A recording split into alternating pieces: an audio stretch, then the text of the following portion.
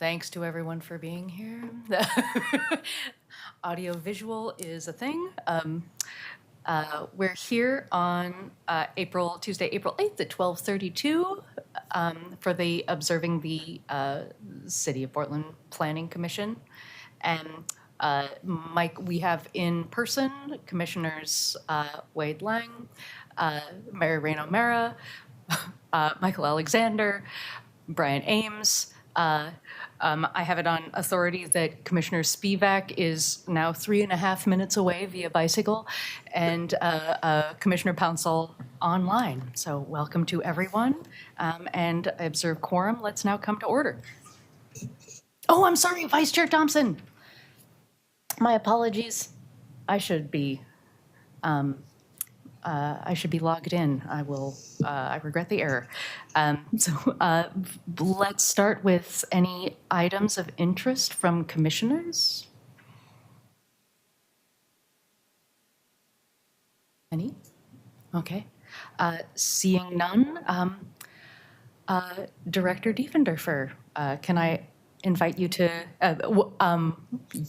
since you are not at jury duty today. Yes, thank you so much. You can hear me okay, I see? Yes, okay, great. For the record, Patricia Diefenderfer, Chief Planner, Bureau of Planning and Sustainability. There was a chance that I would have been caught up in jury duty, and it was one of those times where being a little bit on the later side worked to my advantage because the line was so long and they had all the people they needed before I got there. Got up to the security line. So I am pleased to be here, and I do have a few things to share and update on. One thing I wanted to start with is you all know that we are doing a recruitment to fill 5 positions on the Planning Commission whose terms are expiring at the end of June. And so we wanted to just give you an update on that process so far.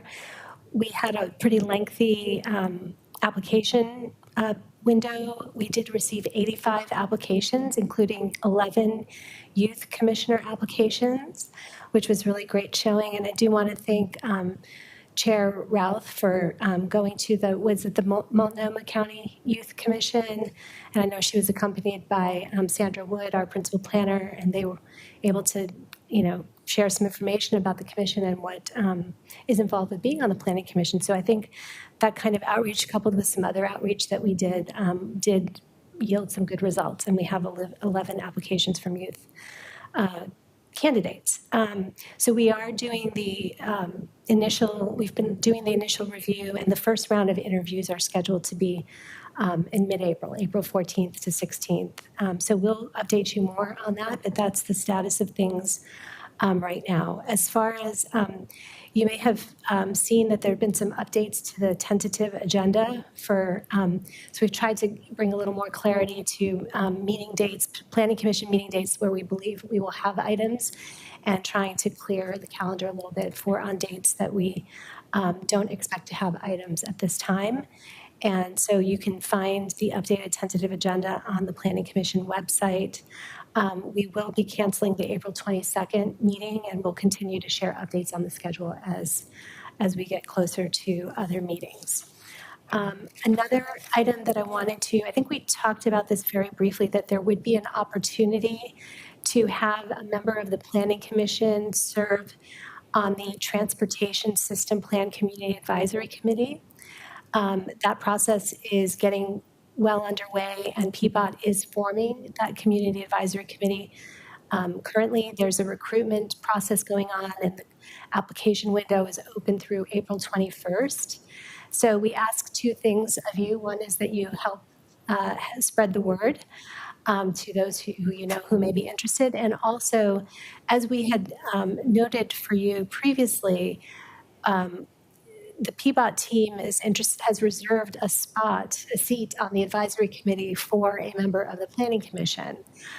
So we would actually like to have the Planning Commission, well, first of all, of course, the Planning Commission is the recommending body to Council on the transportation system plan because it's a legislative process that updates and amends the comprehensive plan.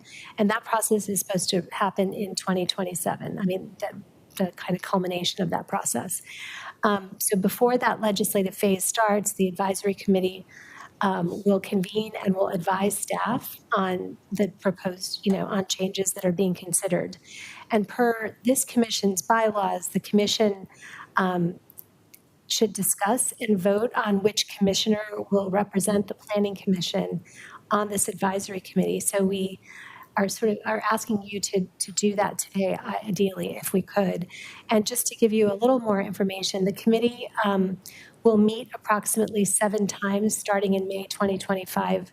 Each of those meetings will be approximately 2 hours. And most meetings are anticipated to be hybrid meetings. So that gives you a bit of a sense of the time commitment involved with being on that committee. And so we would like to provide a name to PBOT staff by their recruitment deadline of April 21st. So, and given that we don't, this is we don't have a meeting for a little while, it would be great if the commission could discuss amongst itself and maybe take a vote on a person that would be sitting on that committee. And just as a reminder, there are a number of people whose terms are expiring. And so we would probably be looking amongst the commissioners whose terms are continuing on beyond the end of July. So that's a bit of it's a little bit of a challenge there. And so one more announcement before I turn it back to you, Chair, and then maybe we could have that discussion about the advisory committee for the TSP. I did want to also share a reminder with commissioners to file your statement of economic interest by April 15th. If you haven't already done so, I believe that you would have received an email from Julie or Autumn or with a filer's guide and links to the relevant websites. And I believe that email was sent to you last month on the 19th, so March 19th. If you have any questions, just let us know, or we can direct you on who to reach out to within the clerk's office or the ethics commission. I think that sort of concludes my announcements for right now. So I'll turn it back over to you, Chair Routh, to talk about the Community Advisory Committee and anything else you want to talk about. Thanks. Yeah. So, Director, do you have any idea when the TSP committee meets? Do we have any information on that? Let me look. I have some cheat sheet information. Let me see if there's anything there. I don't know that they've chosen. Maybe they want to confer with the members to pick the date. Oh, okay. Brian might have some information. Thanks. There is a PBOT staff person who works on the TSP who thinks that they're going to be some in the evening, if that is rather than during the day. Was that the crux of the question, or were you looking for dates? I'm thinking like what day of the week. I mean, I think that there are folks who have other board, and also whether that interacts with our meetings, Okay. Well, hopefully we'll try to work it out so that it doesn't interact with this commission's meetings. But yeah, I don't know that we have a time and day yet. So I'm not sure we could provide that information right now. Okay, great. I observe, Vice Chair Thompson and then Commissioner Spivak. Yeah, I have the same question as you, Chair Roth, but Patricia, can you restate the length, the frequency, and then like the total duration, how many months for this committee? Sure. The information I have is that there will be 7 meetings starting May 2025. I don't know that I know the exact duration because I'm not sure. I mean, I would imagine they would be monthly, once a month, and I don't have that expressly stated. Let me see here. Okay. Is that not? No. Okay. So I would venture to guess that the intention is to have them once a month, and there'll be 7 meetings starting May 2025. Scheduling, between meetings might depend a little bit on what work is going on, right? And the time needed, the lead time needed from one meeting to the other. But I would venture to guess that it would be monthly meeting. Okay, great, thank you. Commissioner Spivak? Thanks, and sorry I'm here late, so I hope I didn't miss something. I am wondering whether there's an opportunity to identify someone. First of all, it's great to have an opportunity to be on this group ahead of the Planning Commission. Is it potential that the commission could put someone in that role with the potential switching in someone new once we have a larger cohort to pick from? Yeah, I understand miss that one the or two timing, meetings. yeah, I understand that the timing is awkward. I think continuity, might be important. I think if we felt very strongly as a commission that we wanted to delegate somebody else at some future time, I don't think that's something we couldn't do. I would just encourage us to think about the continuity, on that, for that group and for it to be successful. But otherwise, I think that would be kind of at your discretion. Other thoughts? Was that, okay. I was like, was that a pencil or was that a hand? Anyone have a desire?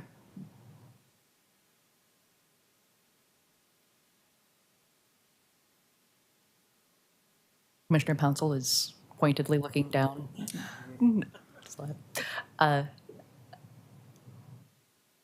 I'm willing. Whose hand? Vice Chair Thompson. Don't get your hopes up. Yeah, I don't not want to. I just I would need more information, and I'd need to check with my spouse and look at the next few months of planning commission meetings. I know that there's been a lot in flux just as the agenda for those has taken shape, and some may have dropped off, but I'm not able to in this moment really say one way or the other. So it's probably not very helpful, but that's where I'm at. Thank you, Vice Chair Thompson. Commissioner Spivak, may I ask, was your question disguising an interest? No. It was not disguising an interest. It was an interest in recognizing the continuity is an issue. There's a negative on changing continuity, but there's also a negative of having almost no one to pick from who's not on leadership, who will be on next terms. That's 4 people. Yep. And so I would encourage our chair to take the role, who knows transportation policies, if she has the time, with the idea that depending on who's in the new crew, that might be an orientation handoff opportunity. Sweet. But I can't speak for someone else. I mean, you can. How about a proposal?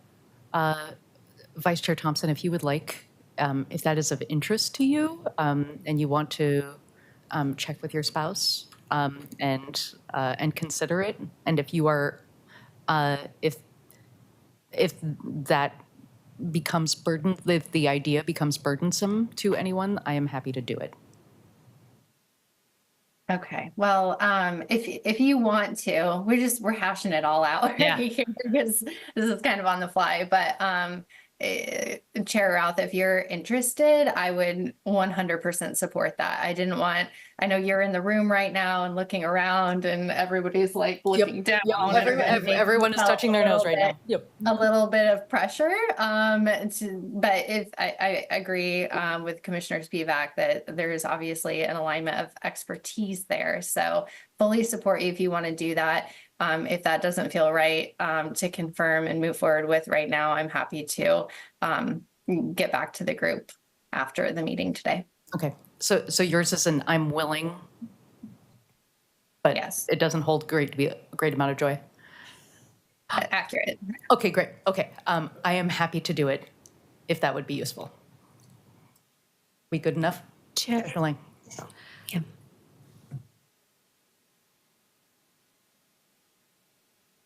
When are the new commissioners going to be selected? So that process is in process right now. The intention is to have the new commissioners appointed in time, essentially for a July 1. So They that, would, a new one would miss some of those meetings and so. yeah, potentially two meetings. I thought you could make it a requirement of being on the committee. Never mind. I appreciate it.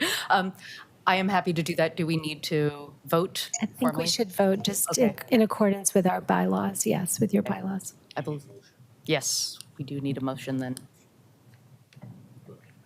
Second. Oh, yeah, Commissioner Thompson proposes. Commissioner Ames, seconds? Second. Okay. Can we call the roll? Yes, for sure. Alexander. Aye. Ames. Aye. Lang. O'Mara. Aye. Council. Aye. Spivak. Thompson.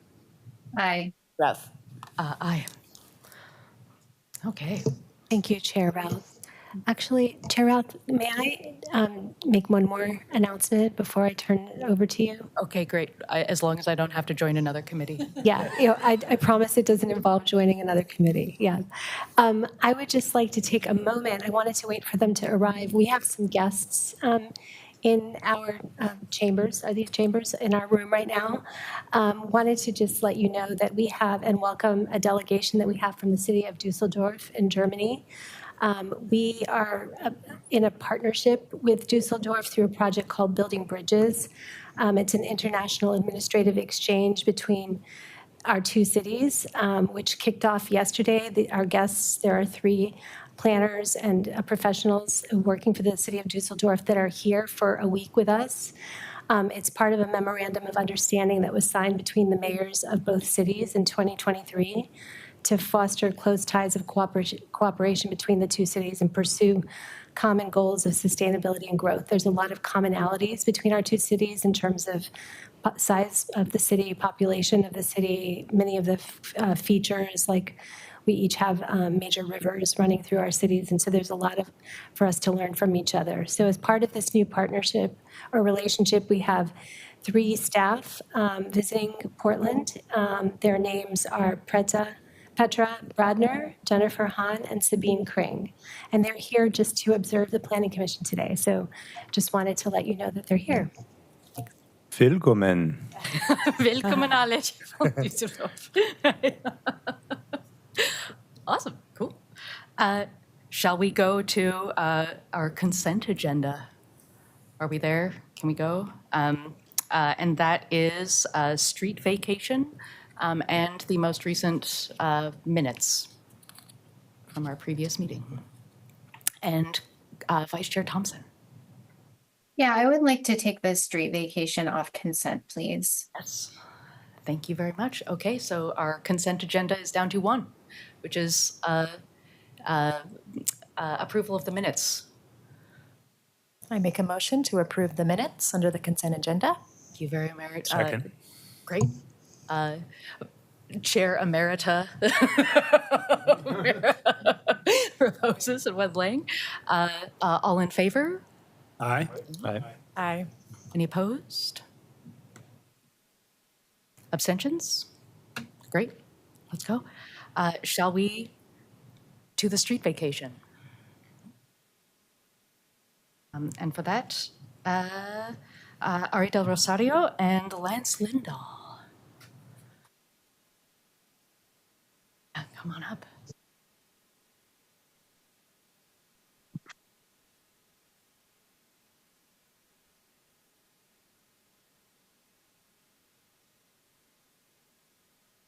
This is where we have phenomenal music while you're getting. A nice little musical interlude would be great, wouldn't it? Sorry, I was waiting for the program to boot up here, but introductions. My name's Lance Lindahl, PBOT Real Property Services, and I currently oversee the street vacation program here at the City of Portland. And Ari? See if this is working. There we go.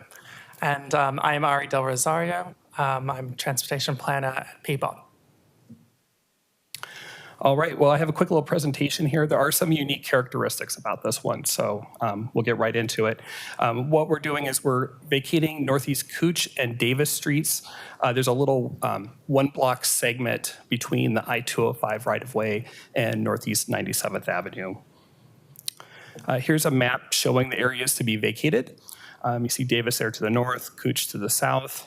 Again, on the western side, there's the I-205 right-of-way. That includes not just the freeway, but 2 sets of actually 4 sets here of MAX light rail tracks, because it's where the green line spurs off to head south. And also the multi-use bike path, bike and pedestrian facility that's there. And I'll point it out in an aerial picture here that's coming up. This is a city-initiated street vacation project. So that means that it's directly tied to a city-funded project. In this case, it's the local improvement district. The Northeast 97th Avenue Phase 2 project is currently under construction, and I have pictures of that I'll share as well. But even though it's city-initiated, it did go through the same internal review process that a citizen-initiated project would have gone through. And the criteria for approval of street vacations is in City Code under 17.84.025. I'll spare you the full details here in the text, but basically we at PBOT, we look at just not just the current need for the right-of-way, but also future needs. So we look at adopted city plans, we reach out to the other utility bureaus and do a really in-depth search as to see if the area is needed. There were no major criteria, or no major concerns or conditions of approval on this one. The only issue that came up was an addressing of 2 private parcels that will have to change as a result of the vacations, so that they're now addressed off of the remaining street, 97th Avenue. More criteria here real quick. All right, here's the aerial photo of the site.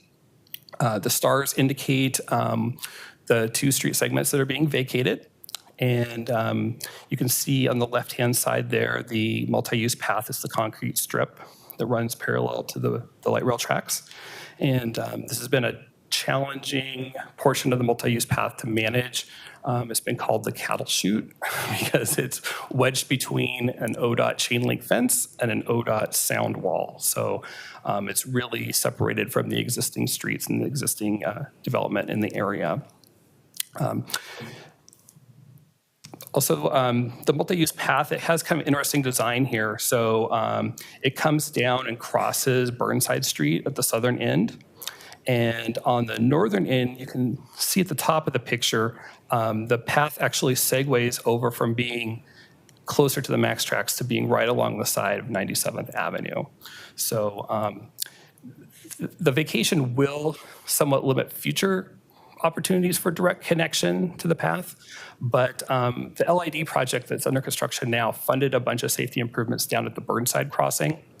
And even with both streets vacated, the development that will happen in this area in the future will be no more than a 1.5 block walk to the multi-use path to access it. As I mentioned, construction is now underway. These pictures, actually the picture at the bottom is from last week. The picture above is from last year, showing the changes that have occurred on 97th Avenue. So the street's currently being repaved. The sides of the street have been completely rebuilt with both sidewalks and street trees. And it's just a night and day change. This is a street that's never really been fully improved before. I threw in a couple quick pictures just to show you the exact areas that we're vacating here. This is the Cooch Street segment. You can see the ODOT sound wall there in the background. And here's the Davis Street segment. Again, it hasn't been used as an active street since the freeway was built in the early 1980s. And, oh, I'm sorry, Eli. Just while you're on these pictures, it looks like those right-of-way improvements anticipated the vacation. Is that accurate? That is accurate, yeah. So this segment of Street 2, I looked at the historical photos for this area. Even pre-freeway construction, it never extended further than about a block to the west. So yeah, it's been anticipated all along that we would vacate this.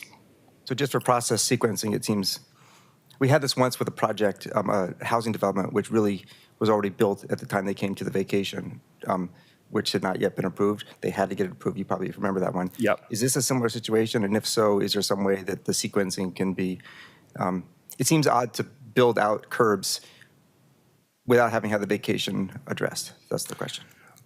First of all, I believe that was a private project and this is public. So it's a little bit of a difference there in the kind of the nuance. But because the street is unapproved, and there's no one that's required to take their access off it currently. I believe that city review planners would actually, even without the street vacation, they would request that the street be closed until future time. And the LID did build entrance ramps, like driveway ramps, incorporated those into the sidewalk area. So that meets the current development needs. And then if the vacation did not move forward upon redevelopment, then the property owners would have to reconstruct that section of segment and probably improve it as a small dead-end turnaround street. Commissioner Alexander? Could we go back to slide 6? Certainly. I think so. And I have a question, and it's probably beyond the scope of this presentation, but I was highly sensitized in the other presentation we'll see around canopy. Is this shot taken from the same location? Very close. You can see the same house on the right-hand side there. There's a tree on the right-hand side on the before LID. Is that a consequence of the improvement? Yeah, we're probably. You want to weigh in? The perspective's a little different. It's the same tree that is the same. Oh, the one on the left. That's a good question. It may be still that, because the top picture is, the top picture is That tree is gone. zoomed in more as opposed to like zoomed out. I don't know if the street of the tree is there or not, but Well, the it's also dwelling a is slightly there. different perspective. I mean, if we use the dwelling as the fixture point, then you just cross the street. I'm just curious. Just curious, okay. And maybe we'll get to it at some other point. LID Program Administrator Andrew Abbey is here today. He might be able to speak to the tree issue on this project, because it was a part of that much larger project. I didn't mean to take us off point, but it seems glaring to me. Hello, I'm Andrew. The microphone work? Hi, I'm Andrew Abbey, Local Improvement District Administrator. I have been involved in this LID all the way from the project development phase through construction. In general, we have very few trees that we have been removing as part of the LID. So I'm not aware of any tree removal associated with the street vacation. However, I am aware that prior to us doing the street improvements, we had quite a few problems with people camping on the street and chopping down trees and using them for firewood and that type of thing. Now, I can't address a specific tree from this photo, but it is possible that there may have been a tree damage with some of the on-street activities that we had that may have been removed for safety issues, but I don't have the plans in front of me and can't verify that. But in general, there's very little tree removal. And in fact, we cited the new Cooch and Davis streets that we're currently building east of 97th Avenue. We deliberately chose those alignments, A, to comply with the street spacing standards, but also to avoid any tree removal whatsoever in building the new east-west streets to break up the super blocks that used to be in this area. Thank you. All right, just a couple last slides here. Again, Cooch, Davis. The safety improvements at 97th. The sidewalk was reconstructed here with concrete. So in conclusion, all the usual street vacation criteria have been met for this project. Northeast 97th Avenue improvements are nearly complete, and it's made it much more attractive as a way to pass through the neighborhood for both pedestrians and bicyclists. And also multi-use path safety improvements are nearly complete at the East Burnside Street end. And by vacating this street, we create more land for redevelopment opportunities, which personally, I think that'd be one of the best things to happen in this section of the multi-use path would be to have more eyes and ears nearby to keep it safe. And that's it for today, unless there's any questions. Thank you. Yeah. So what happens with the land now? So we vacate the street. Is it for sale? Yeah, so it's kind of an unusual part of property law. So in Oregon, the vast majority of city streets, we do not hold the deed, the fee title interest to the land. We only have like a super easement essentially over it. So upon vacation, it then reverts back to the abutting property owners. And that determination is actually made by Multnomah County. So that's an entirely outside of the city process that occurs. And in this instance, both Cooch and Davis will split right down the center and then revert to the north and south. Got it. Thank you. Yep. You're welcome. Other questions? Okay. Shall we entertain a motion? There is, sorry to interrupt. I'm sorry. I think that Commissioner Council looked like he was about to say something. I think I've just got a better view on. Oh, on forgive my- me. Thank you. Yeah, sorry, I'm fumbling around fumbling around my controls. Yeah, I just wanted to follow up on Commissioner Alexander's question on, or maybe that was Commissioner Lang's on ownership. So does the property become basically an easement of the property owners around the location? It's actually kind of the opposite. So it's an easement now, and the vacation releases nearly all of the city easement rights. But we do have a blanket easement that remains for any utilities that may be out there. Because there's always that risk that there's something that's not in GIS, something that wasn't mapped.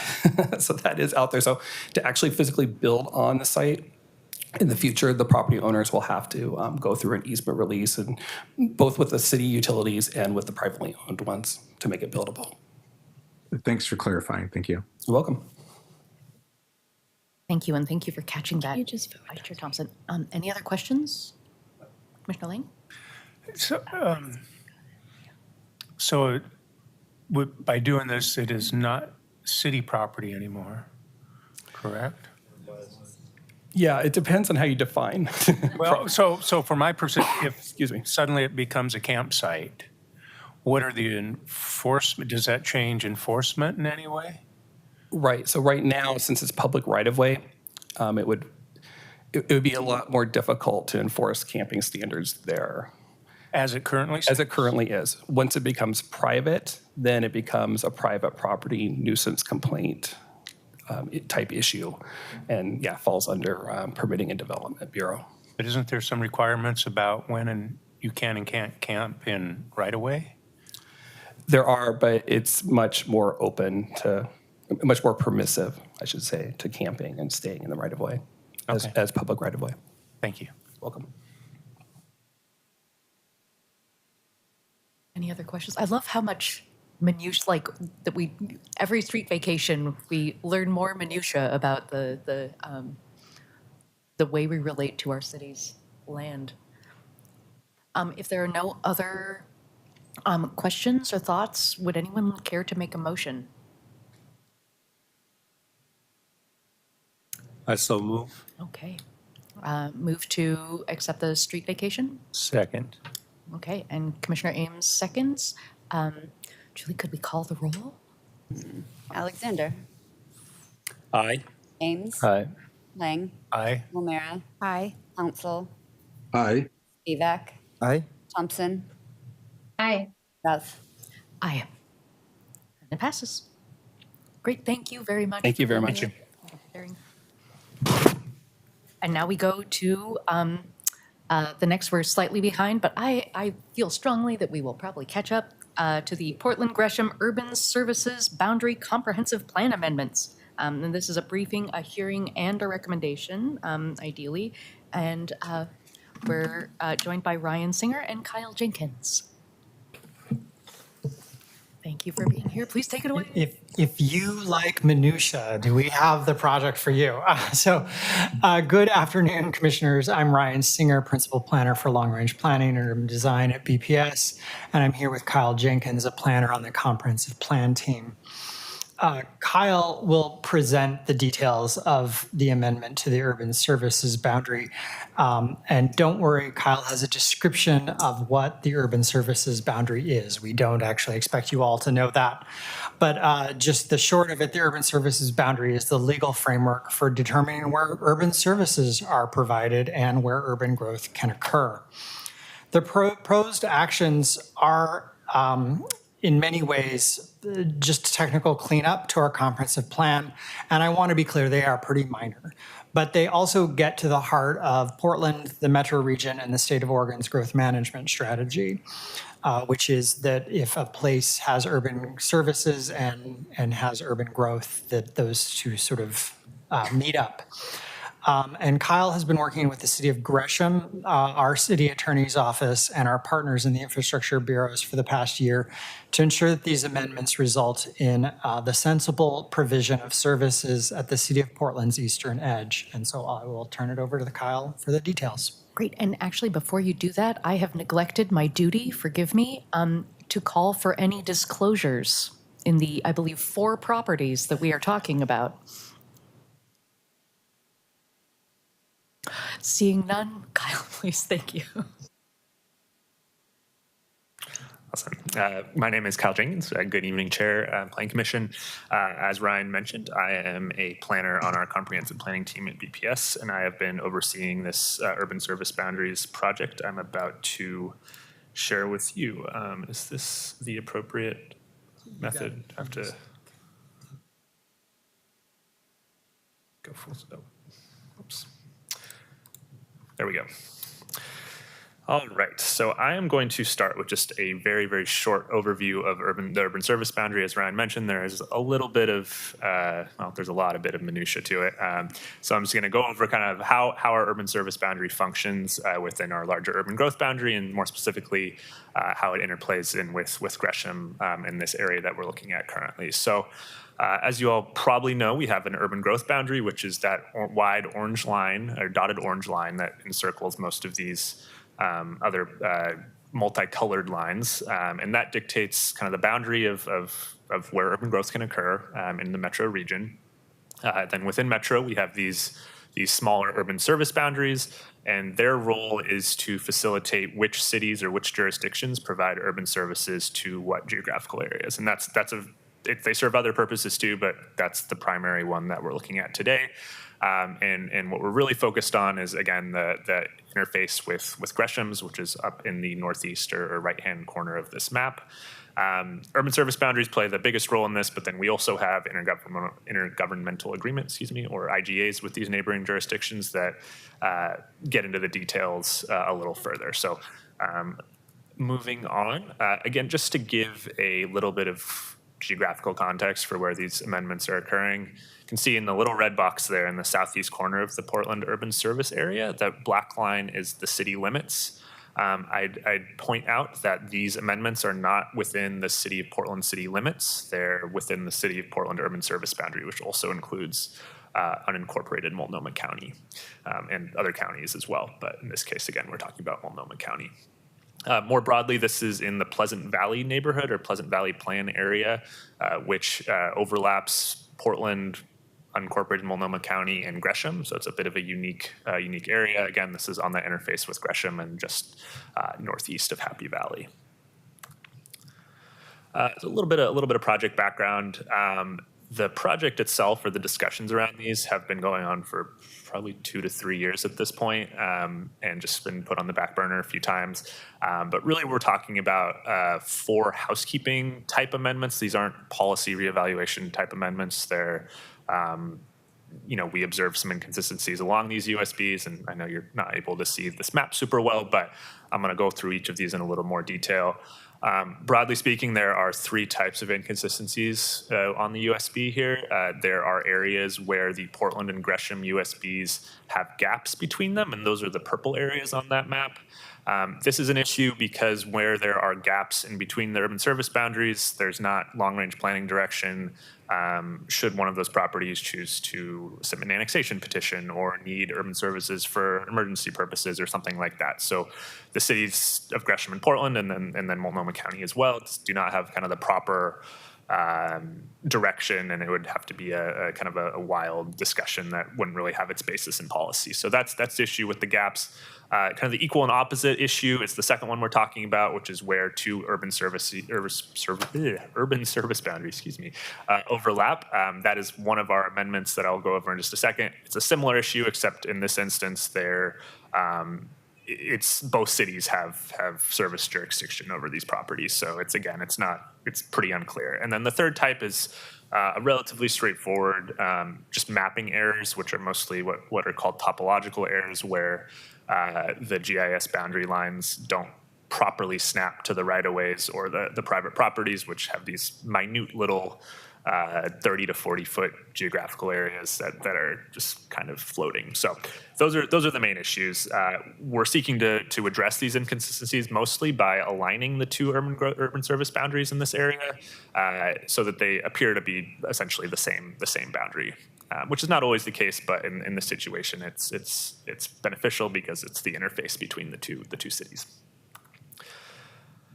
So there are four amendments, four unique amendments here that we're talking about. Only two of them involve private property, and the other two are to public right-of-way. So on that map on the slide currently, 1 and 2 are to private property, and 3 and 4 are to right-of-way. Because the first two involve removing those two properties from the Portland urban service area and adding those two of them to Gresham's.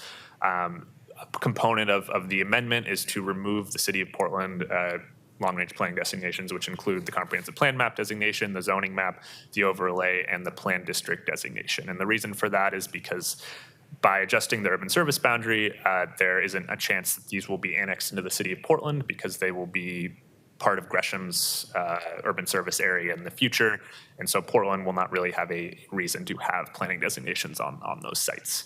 I do want to note, and I'll get into this in just a slight bit more detail in just a second, but these two properties will be assigned zones by Multnomah County and comprehensive plan designations by the City of Gresham through separate following legislative processes, which will be undertaken assuming this gets approved, these amendments approved by council later this year and probably into 2026. And then, as I mentioned again, those amendments 3 and 4 are very basic housekeeping type adjustments to right-of-ways and do not have those associated map amendments.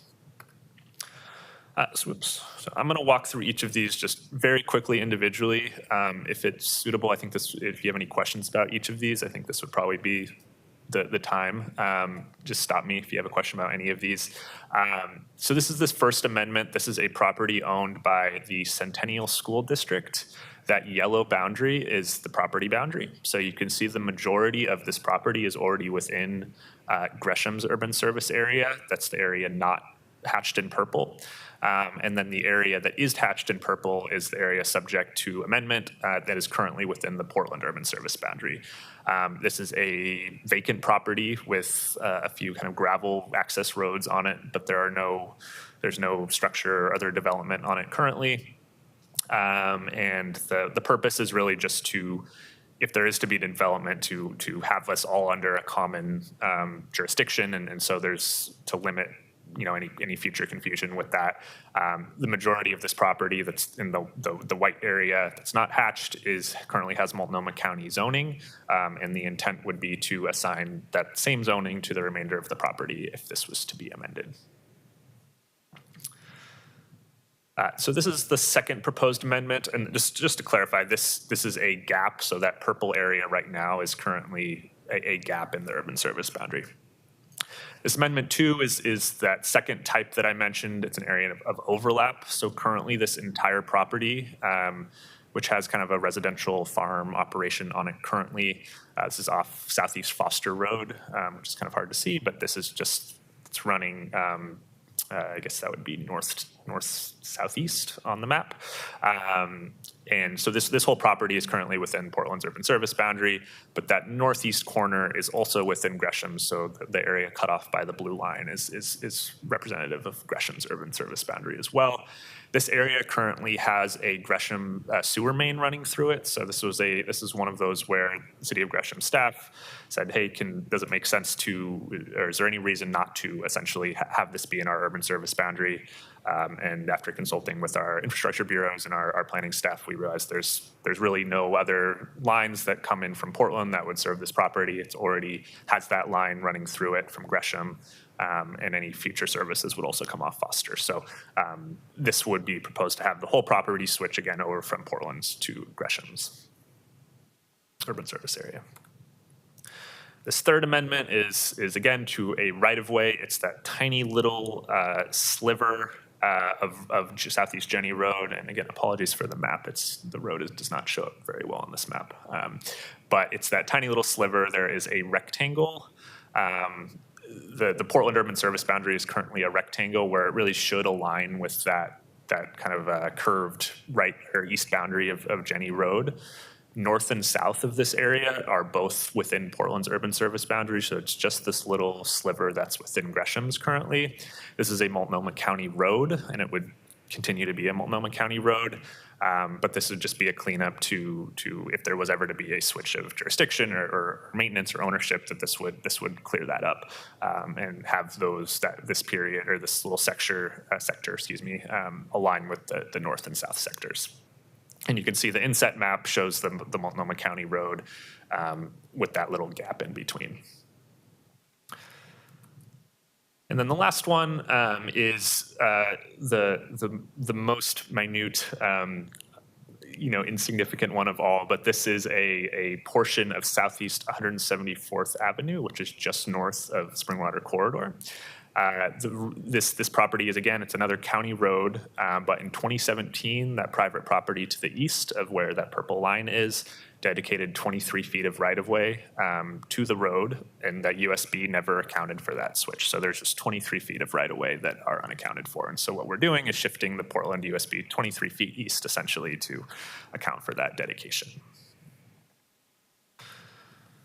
As far as next steps go, this is a legislative process, so the Planning Commission will make a recommendation to City Council, and City Council will then take the final action on the recommended amendments, which again include a USB, comprehensive plan map, comprehensive plan district, and zone change, overlay district as well. I want to add that in there as well.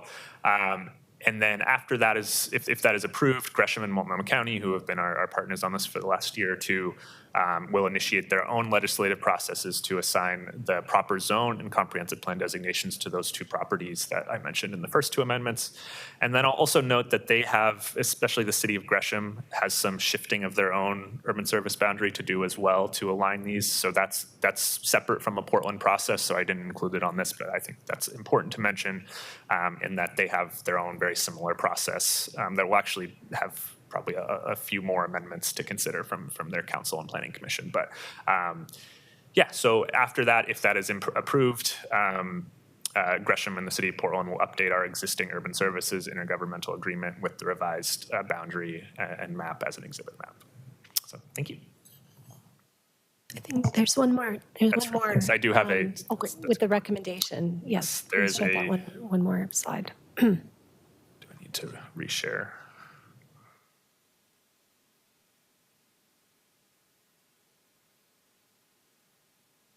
It's telling me I already have it shared. Sorry. There we go. Oh, there It's we go. up. Perfect. Yes. So we added, just because there's a large, there are 4 or 5 different components to this. We put together a staff recommendation for the motion, which is shown up on here. I can read it out if that would be helpful. But When it comes to that time, we would welcome that. sure. Thank you very much. This is a public hearing, so we invite testimony from the public. In our last episode, to the best of my understanding, we still have no testimony that is signed up. So with that, I will open and close public testimony and invite questions from commissioners. Chair Rao, yes. sorry, I just want to be clear that you're opening and closing the public hearing. Oh, yes, sorry, public hearing, and then public testimony is, are we still? It's closed also. As of last we'll night, no longer okay. take any more Thank you. public testimony. Thanks. Things I should have thought about before. No questions. I keep wanting to call you Chair O'Mara. Commissioner O'Mara. Thank you, so I don't have to say my name for the record.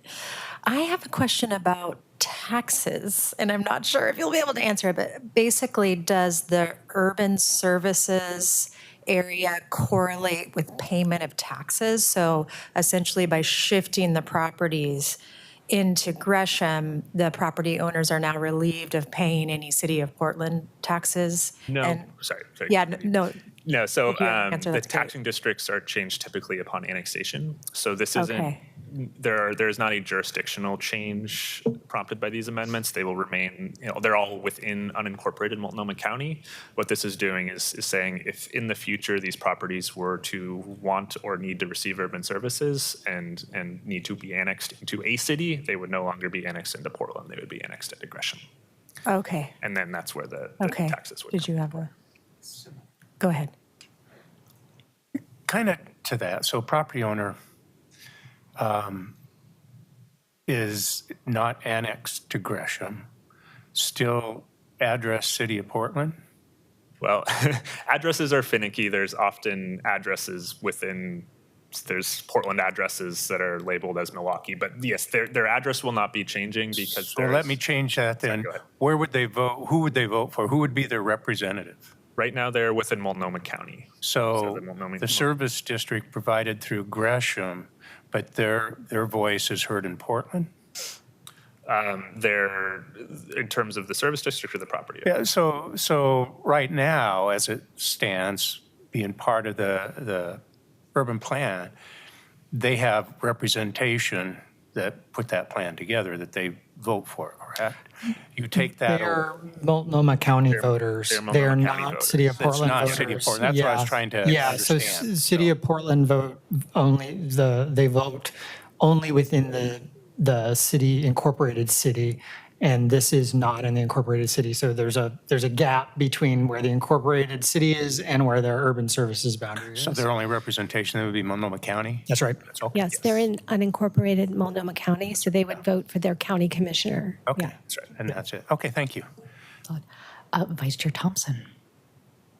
Yeah, are there natural resources on the two privately owned property parcels? I saw like a Kelly Creek or something, and in Yes. the aerial view, it looks like there are wetlands maybe there. Yeah, so there are two creeks, and that's actually one of the things we've been working very closely with Gresham on and Multnomah County is that because those natural resource overlays will being removed or are going to be removed, Gresham will be applying a similar or virtually the same natural resource overlay zone following these amendments to ensure that those are properly maintained. Okay, that's getting to kind of the heart of my question, which was how, from a timing standpoint, do we ensure that there aren't negative impacts or degradations? Like once these portions or once these private properties are released from whatever overlays or conservation measures may be in place through the Portland zoning code, how do we make sure that there's not a gap there? Yes, you want So yeah, we've been working with Gresham and Multnomah County on that, and the sort of mechanism we're looking at right now is to do a date of an enactment for our changes that most closely corresponds with their enactment of their land use changes. So I don't know that we're going to guarantee that it's going to be on the same day, but it will be as close as we can absolutely make it. Can it be worded such that those, whatever the zoning code would require is not released until it is enacted by Gresham? Instead of trying to like nail a date and then something happens. And I mean, it's probably kind of a far-fetched scenario, but they look like they could be pretty sensitive natural areas, and just that's my main question. Vice Chair Thompson, Patricia Diefender for the record. I mean, we can certainly, as the ordinance goes to City Council, we can write in provisions about the effective date of some of these actions. I mean, we do that somewhat commonly. So we could definitely think about that and make sure to incorporate that in this particular instance. Okay, I think that would be a good idea. And then does staff feel pretty confident that the protections that exist within the Gresham zoning code are similarly equivalent, or that there's not going to be like a net harm from an ecological standpoint in making this move?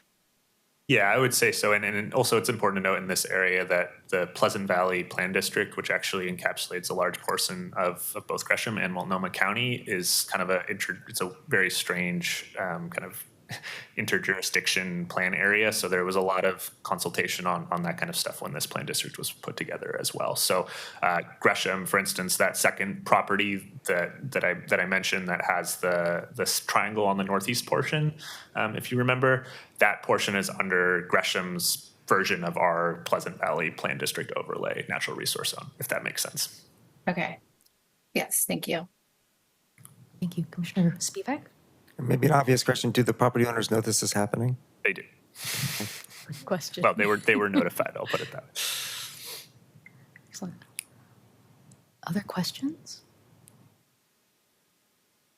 I have one actually, related to urban services. Could you just, is it, I'm thinking fire, water, sewer, anything else? So that's one of the functions of the intergovernmental agreement, is that it spells those out in a little more detail. Broadly, it's any service that is provided, and cities have contracts with different service providers on occasion. So that's where the IGA will spell some of that out in more detail. The service boundary is kind of helps set the framework for that, and then the IGA kind of talks about the inner workings. So we have these interfaces with different counties. So we have Multnomah, Washington, Clackamas, we have Milwaukee and Tigard, and all of these different jurisdictions. And in theory, at least, we should have IGAs with each of those cities that spell that kind of stuff out. But yeah, so there's different service districts, sewer districts, fire districts, all of that stuff that's spelled out in the IGA. Right. Totally random. Are any of these on, this is pure curiosity, are any of these on sewers still? Or I mean on septic?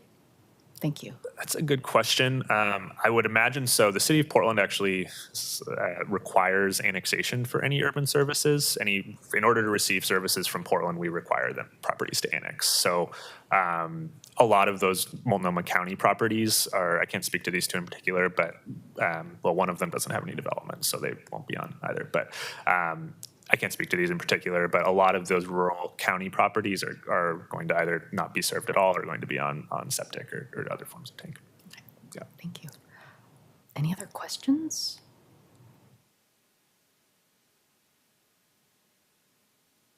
Just go one. Brian Ames, for the record. Forgot about that. Well, I guess what was the impetus for this? Was it just kind of cleaning things up? I mean, are there some other areas that we're targeting that have similar anomalies?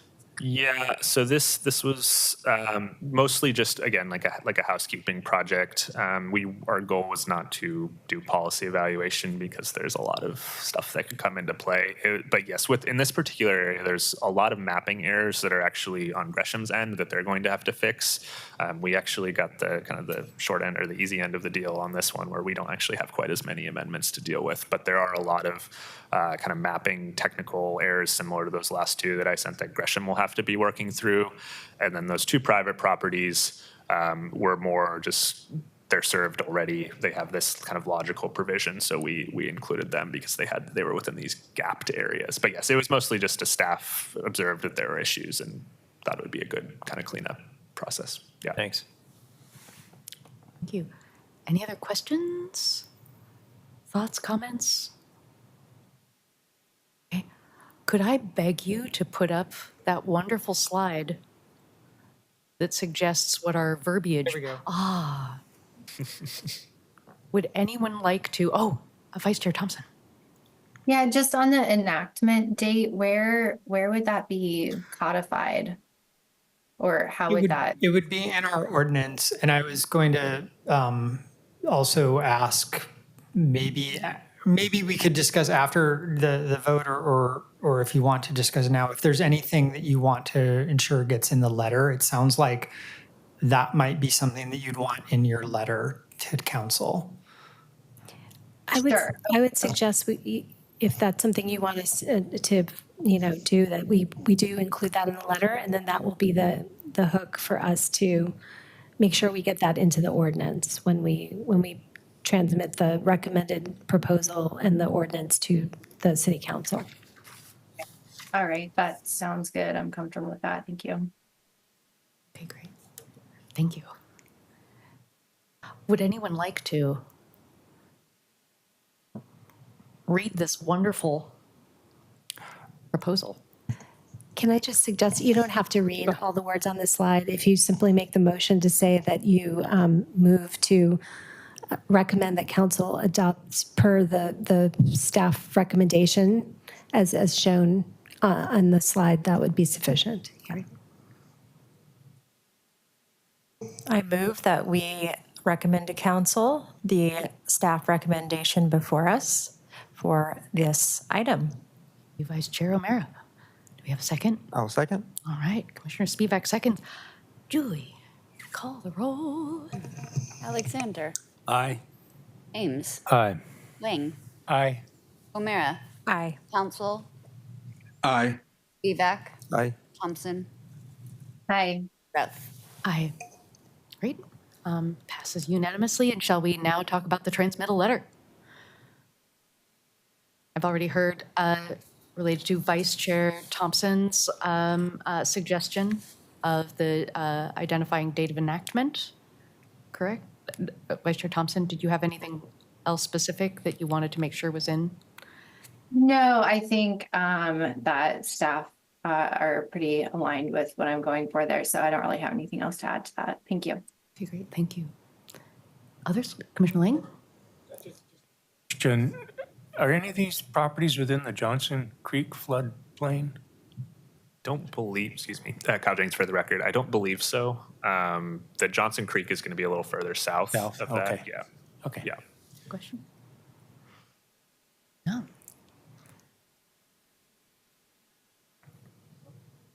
Okay. It'll be a pretty straightforward letter. Straightforward. Yeah, and we'll make Gresham sure- treated well. Gresham which treated well. we're about to We'll make inherit. sure to include that provision about the effective date. We usually use the term effective date, so to align with adoption by the other jurisdictions. Perfect. Thank you. Okay, and with that, thank you very much, Ryan and Kyle. And we will go on to our last, we are only 3 minutes behind. Way to go, us. And we're love to invite Brian Lando and Belinda Udelman. You did it. Okay. For the urban forestry plan, this is a briefing because while we are informed, it is the Urban Forestry Commission that that recommends to council. Welcome, team. That's correct. Hi, Brian Lando with Urban Forestry. So we were here about a year ago as we were kicking off the sort of public engagement, public listening portion of this project to update the Portland Urban Forest Plan. We're at a milestone moment now with a public draft out for comment. And so we're here to update you on what's in the plan, hear feedback on any feedback that you have on the plan, but also note the end of the public comment period and then communicate sort of next steps after that, which that's exactly right, that the Urban Forestry Commission is the sort of approving and submitting body that will submit this to City Council for final adoption. But with that, I'll turn over to Belinda, who's been the project manager for this, to talk through the actual plan. Are you all seeing my screen? I didn't see it up there, so just wanted to make. Okay, perfect. Thank you. So yeah, as mentioned, I'm Belinda Udelman. I use she, her pronouns, and I'm the project manager for the Urban Forest Plan. And thank you so much for having me again. We're excited to present to you on the plan. So I'm going to give an overview of the plan, what's in it, how we created it, just in case not everyone has had a chance to look at it yet. And then we'll talk about next steps, and then we'll use the rest of the time for questions and discussion. So what are we here for? What is the Urban Forest Plan? This plan is our guide for the way that we preserve, plant, and care for trees. It's really a way to present a unified community vision that applies and is supported by not just parks and urban forestry, but all city bureaus, as well as the community, because trees grow on public and private property. So it's a way for us to work together to improve public safety, community health, and community resilience. This plan will also be used by staff, by city leaders to guide investments and decisions about programs, policies, and other activities. This plan is especially important for us to be adopting now as we think about increasing competing uses for urban space, for climate change. We're already seeing these increased frequency and increased intensity of storms and heat events. And those activities create challenges for us, and they also disproportionately impact some of our most vulnerable community members. Right now, tree canopy, like in many other cities in Portland, it's not evenly distributed. And our communities of color, our immigrant communities, and lower income communities have significantly less access to trees and the benefits and services that trees provide. So as we think about the future, it's really important for us to be really centering those needs of those communities and making sure that we are both reducing the difference in canopy, but also providing services to make sure that as we add more trees, we're not adding a disproportionate burden for those communities as well. So with that, how did we create the plan? We've had a very comprehensive community engagement and staff engagement process to create this plan. We've worked with 8 different bureaus across the city and had a lot of input from different Portlanders because there's so many different ways that people interact with trees. So we've had open houses, we've had a survey, we had focus groups for underserved communities and folks who don't speak English. And we've had many, many community discussions and presentations to informal community groups, to groups like this, city advisory commissions like Freight Advisory Committee, UL, Pedestrian Advisory Committee, pretty much anyone who's interested or who we think has a stake in the way that we care for trees.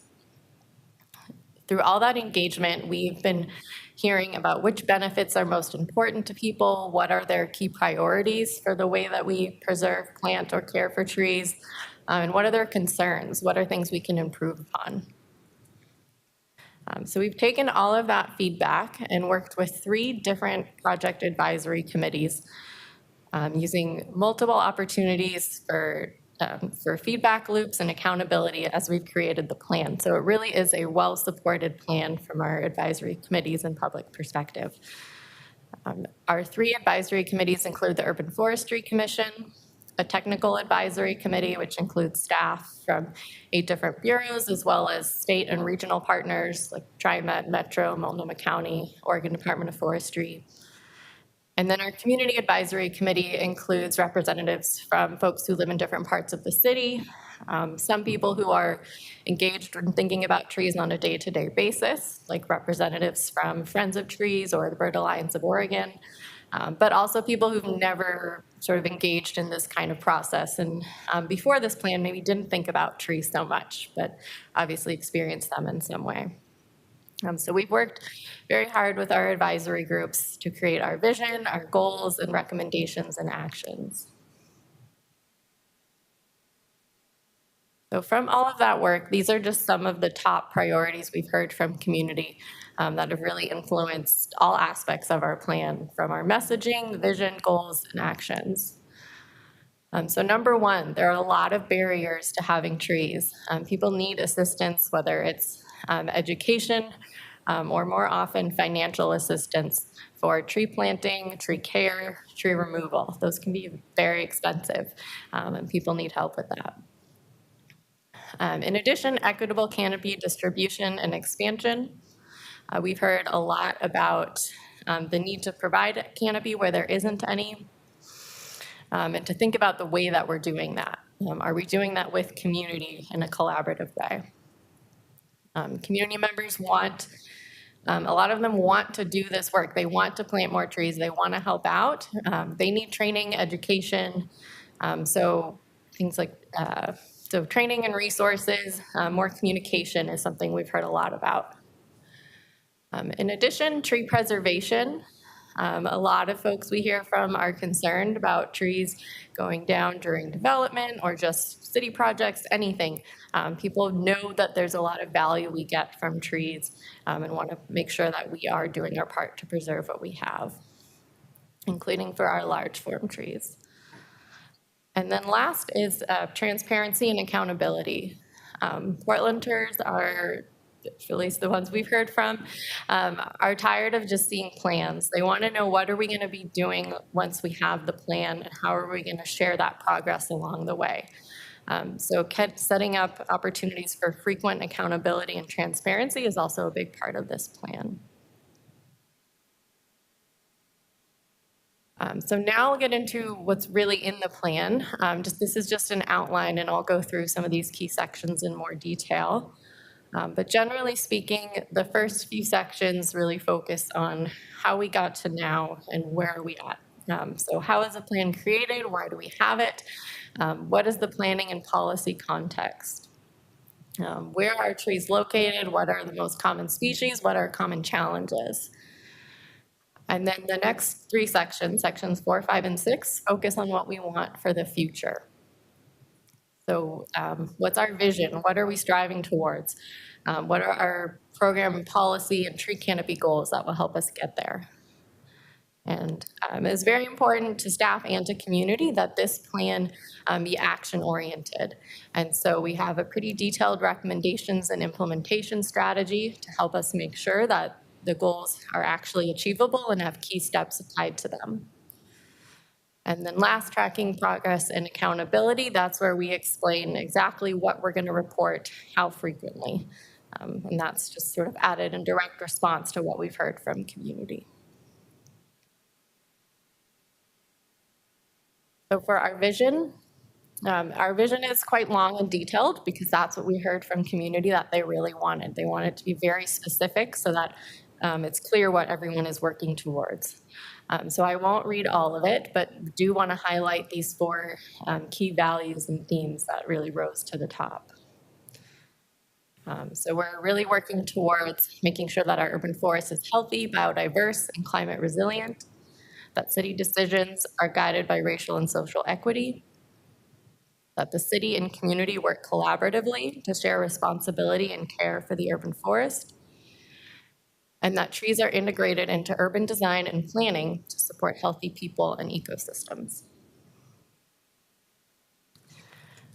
So those 4 vision statements are further supported by our these 7 goals, which are comprehensive and cover all aspects of our work. So they speak to things like preserving and restoring and expanding our canopy, making sure we're prioritizing the needs of underserved communities in everything we do. Implementing a comprehensive citywide and city-managed street tree maintenance program. This goal is very specific. It's a little bit different than the others, but we've heard so much from community about how important this is. So in recognition of that, we've put it as a goal. And then we've also got goals speaking to prioritizing preservation and planting of trees and creation of new trees in policies and projects.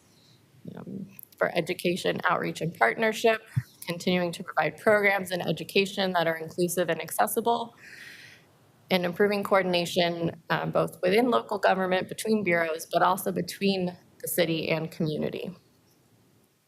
And then last, climate action and monitoring. It was important to community that we start having a plan to be more proactive, to manage and evaluate our urban forest, evaluate what we're doing, and adapt our practices to help us respond to climate change. So next, we have our tree canopy goals. So these were set based on a review of peer city practices, industry best practices and guidance, and community feedback. So we've got these 3 goals that speak most to themes we heard in community about sort of where and how we want to be expanding our urban forest. It's very important to people that everyone gets to experience trees where they live, where they work, where they play or go to school, and also on our streets. So when people are walking or biking, riding transit, that they have shade and trees near them. And then just generally, people want to see us aim higher, have more tree canopy citywide than what we do now. So I'll go through each of these individually just to provide what they are specifically. So our first goal is that every neighborhood will have at least 25% tree canopy cover. This is a pretty similar goal to what we have seen previously in our climate action plan. Right now, about half of our neighborhoods reach this goal, so we want to get all neighborhoods up to this level. Our second goal is Could I actually ask a question from that previous slide? Is that, I'm like, I'm like, wait, I'm the chair. And for PDX, I'm looking at the Portland Airport and less than 15%. And, you know, we've had a number of conversations in past around the relationship between industrial lands and tree canopy. So I'm just curious if we're looking to get all 94 neighborhoods and we're looking to get at least 25% tree canopy cover, could we pause here and ask you for context and thoughts? Yeah, well, so I'll say that I realize the map is a bit misleading because PDX is labeled because it's in our city, but we actually exclude PDX from that neighborhood count because there's some such restrictions on PDX specifically that we can't plant trees. But otherwise, yes, neighborhoods that include industrial areas are part of that 25%.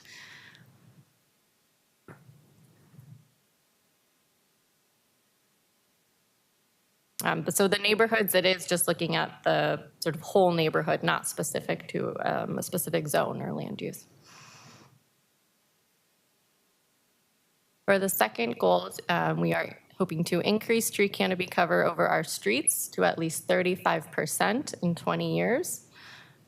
So right now we are at 24%.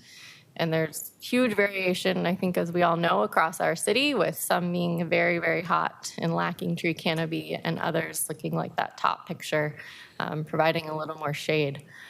We have a lot of tools in our toolbox now to help us reach this goal, with the city doing more to try to create new space for trees on streets that don't have planting strips. And street tree maintenance will certainly provide a huge opportunity to improve canopy over our streets. Our third goal is to increase tree canopy cover citywide to 45% in 40 years. Today, we're at 32%.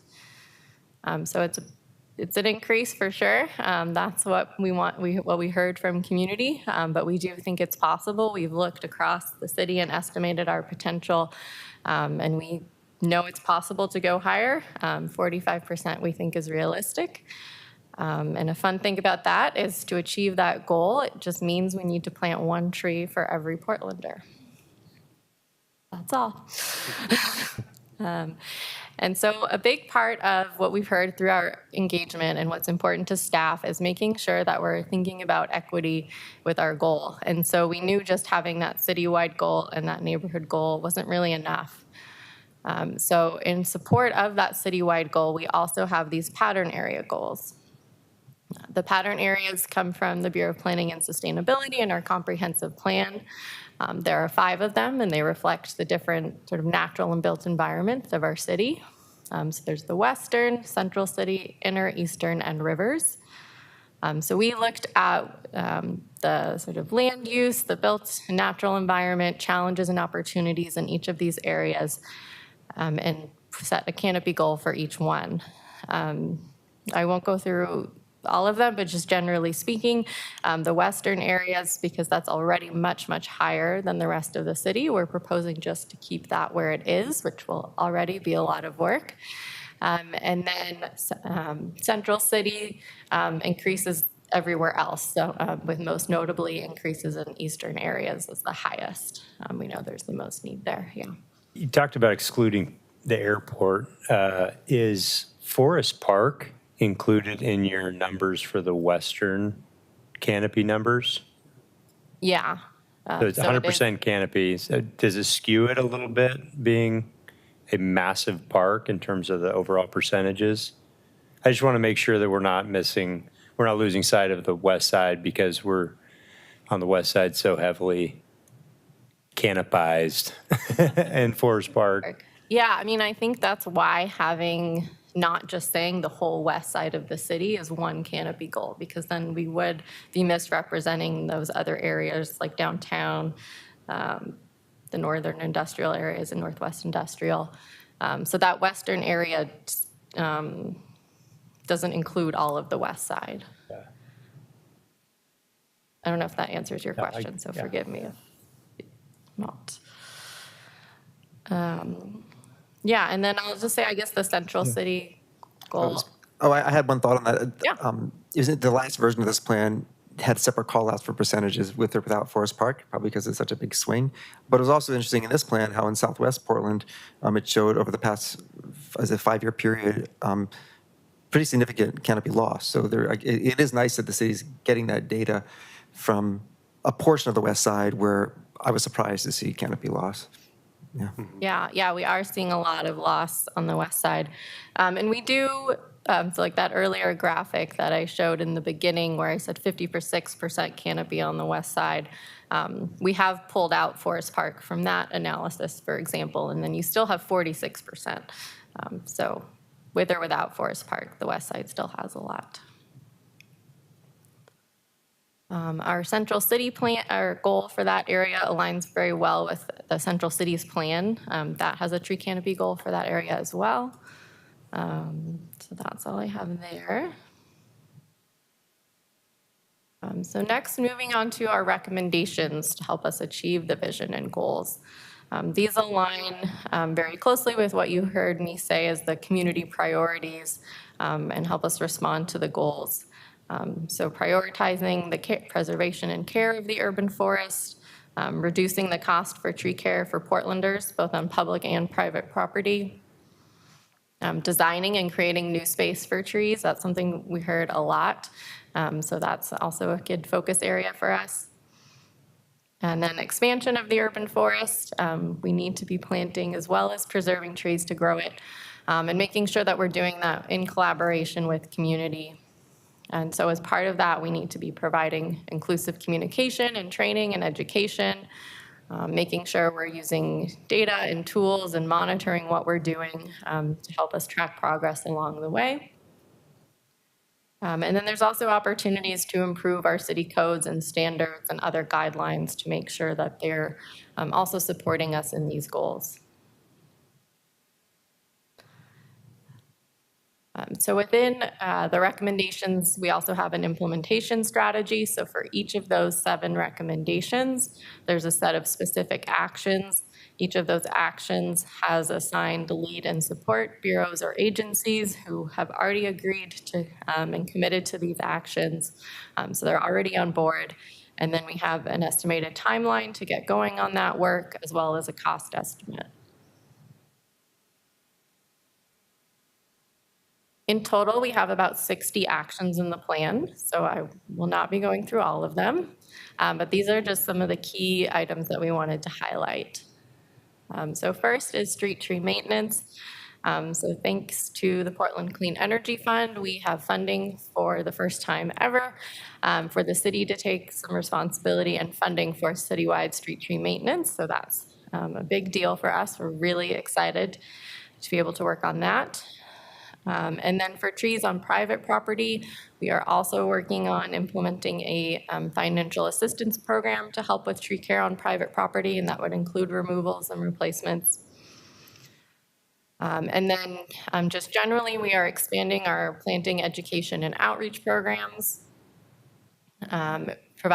there's several actions in the plan that provide support for more sustainable urban design practices.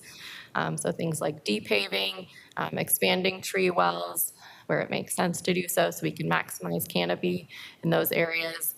Our trees in the curb zone pilot, we'd like to make into a permanent program, and that's where we take away an underused parking space and where there's no planting strip and depave and build a space for trees.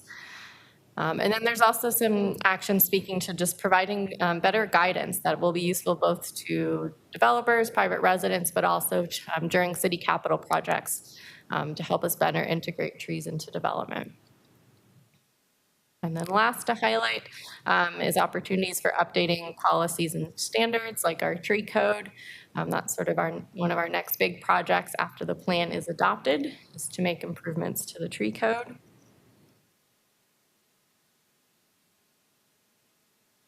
And so at the end of the plan, we talk about tracking progress and accountability.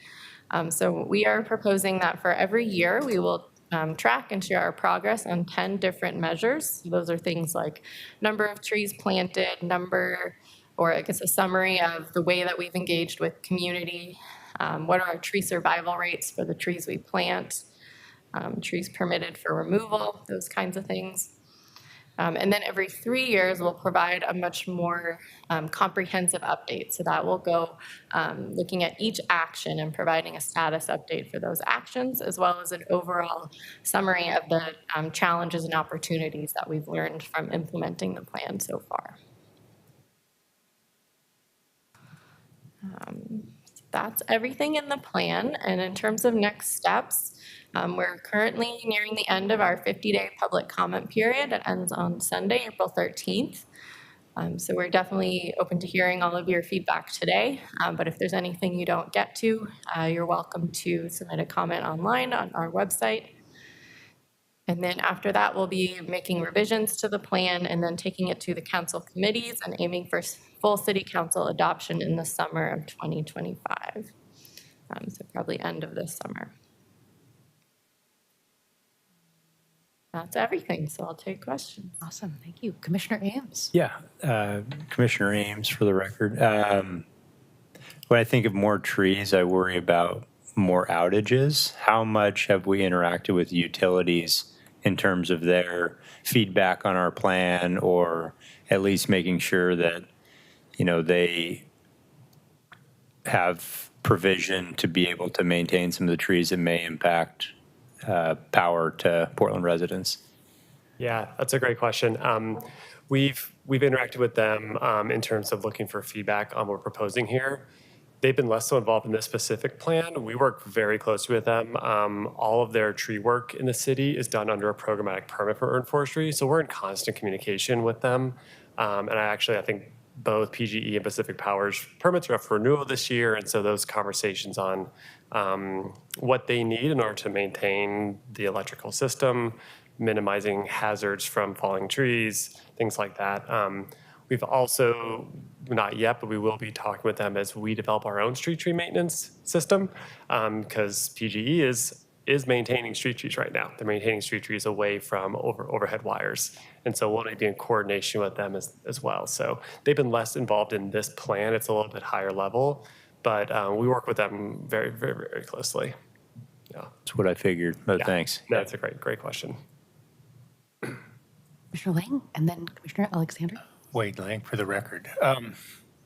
Thanks for that question. I was driving down Fremont this morning, about 72nd going, and of course I had nothing on my mind but the urban forestry plan. and looking down the north side of the street, every tree had a third of the canopy missing because of the lines that go through there. So it seems to be almost defeating in some ways what you're trying to do because of those power concerns. And I live out in Argay where power's underground, which I know that's been talked about a lot since that last storm we had and the cost of that. But that seems like a logical conversation to start taking place now as you try and grow the canopy. But that's not my question. My question is the street maintenance fund, that goes on and on and on and on, or is there a sunset where you lose that money? Yeah. So PSEF allocates its funding in 5-year increments. They're not technically grants, but it functions in a similar way. And so we've received an initial 5-year allocation from PSEF that essentially covers the cost to, there's a lot of startup costs involved, and it helps us ramp up to what a citywide program would look like. We will need sustained funding after that. So I think PSEF intends to continue to make those sort of 5-year allocations as part of updating their climate investment plan. So that's the commitment we have from PSEF right now. Obviously, like all of our programming, it's susceptible to changes in future allocations. But right now we have 5 years, basically. Okay, and so with that next round of allocations, would you anticipate that amount going up to cover the additional cost of the tree plantings that are going on? Yeah, that's exactly right. So the next 5-year allocation, if this is to continue, it would need to be significantly higher than what we have for the initial one. we had initial cost estimates from a consultant that from about 3 or 4 years ago that we used to project the initial annual cost of this program. PSEF has living wage requirements, which need to be accounted for.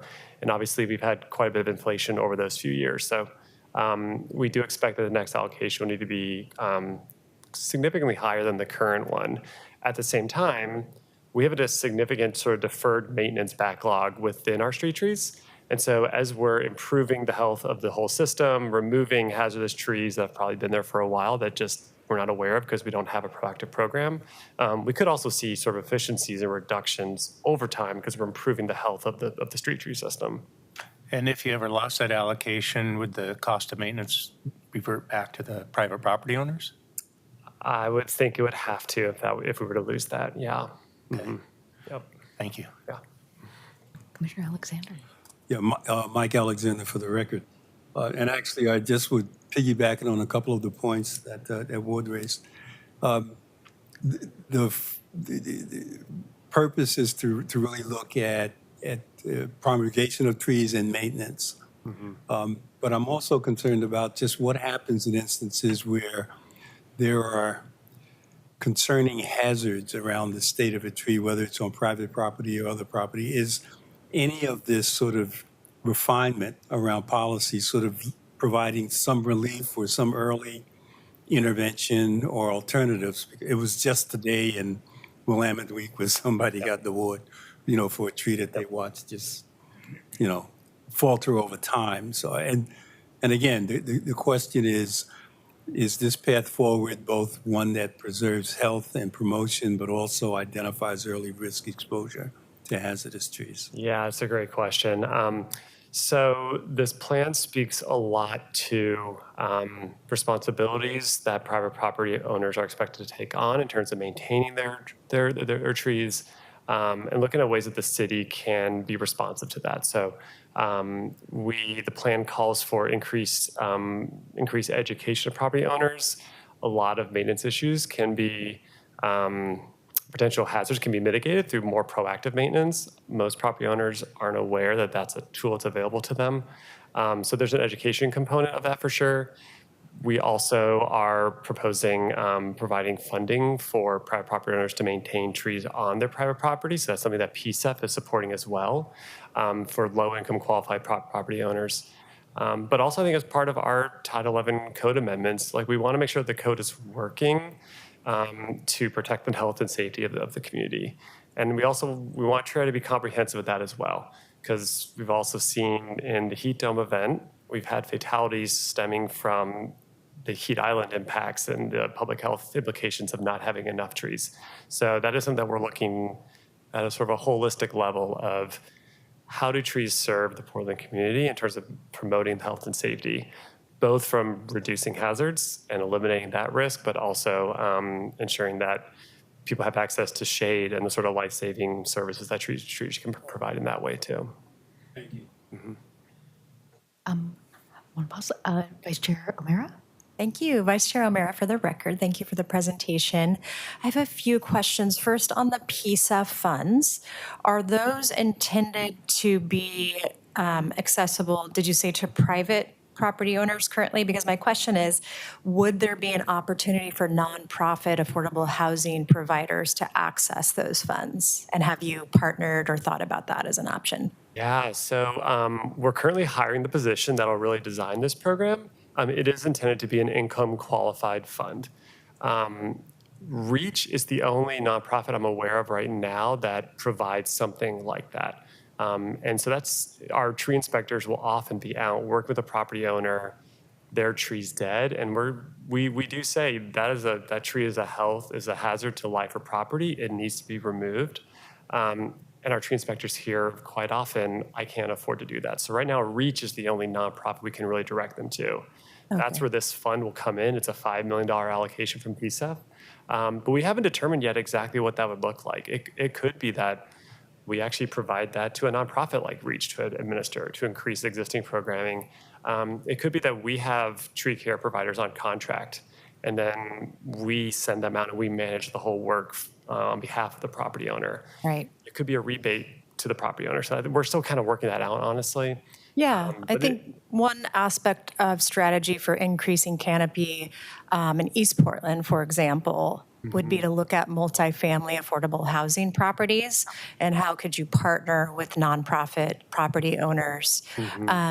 We're required and we support tree planting with new development, but that comes at a cost and maintenance. And I think a lot of providers would be interested in planting more if there was some relief to nonprofits as well for that ongoing maintenance. Yeah, that's a great comment. And I know we have worked with some affordable housing complexes in terms of tree planting. Our tree planting program has partnered with a few of those.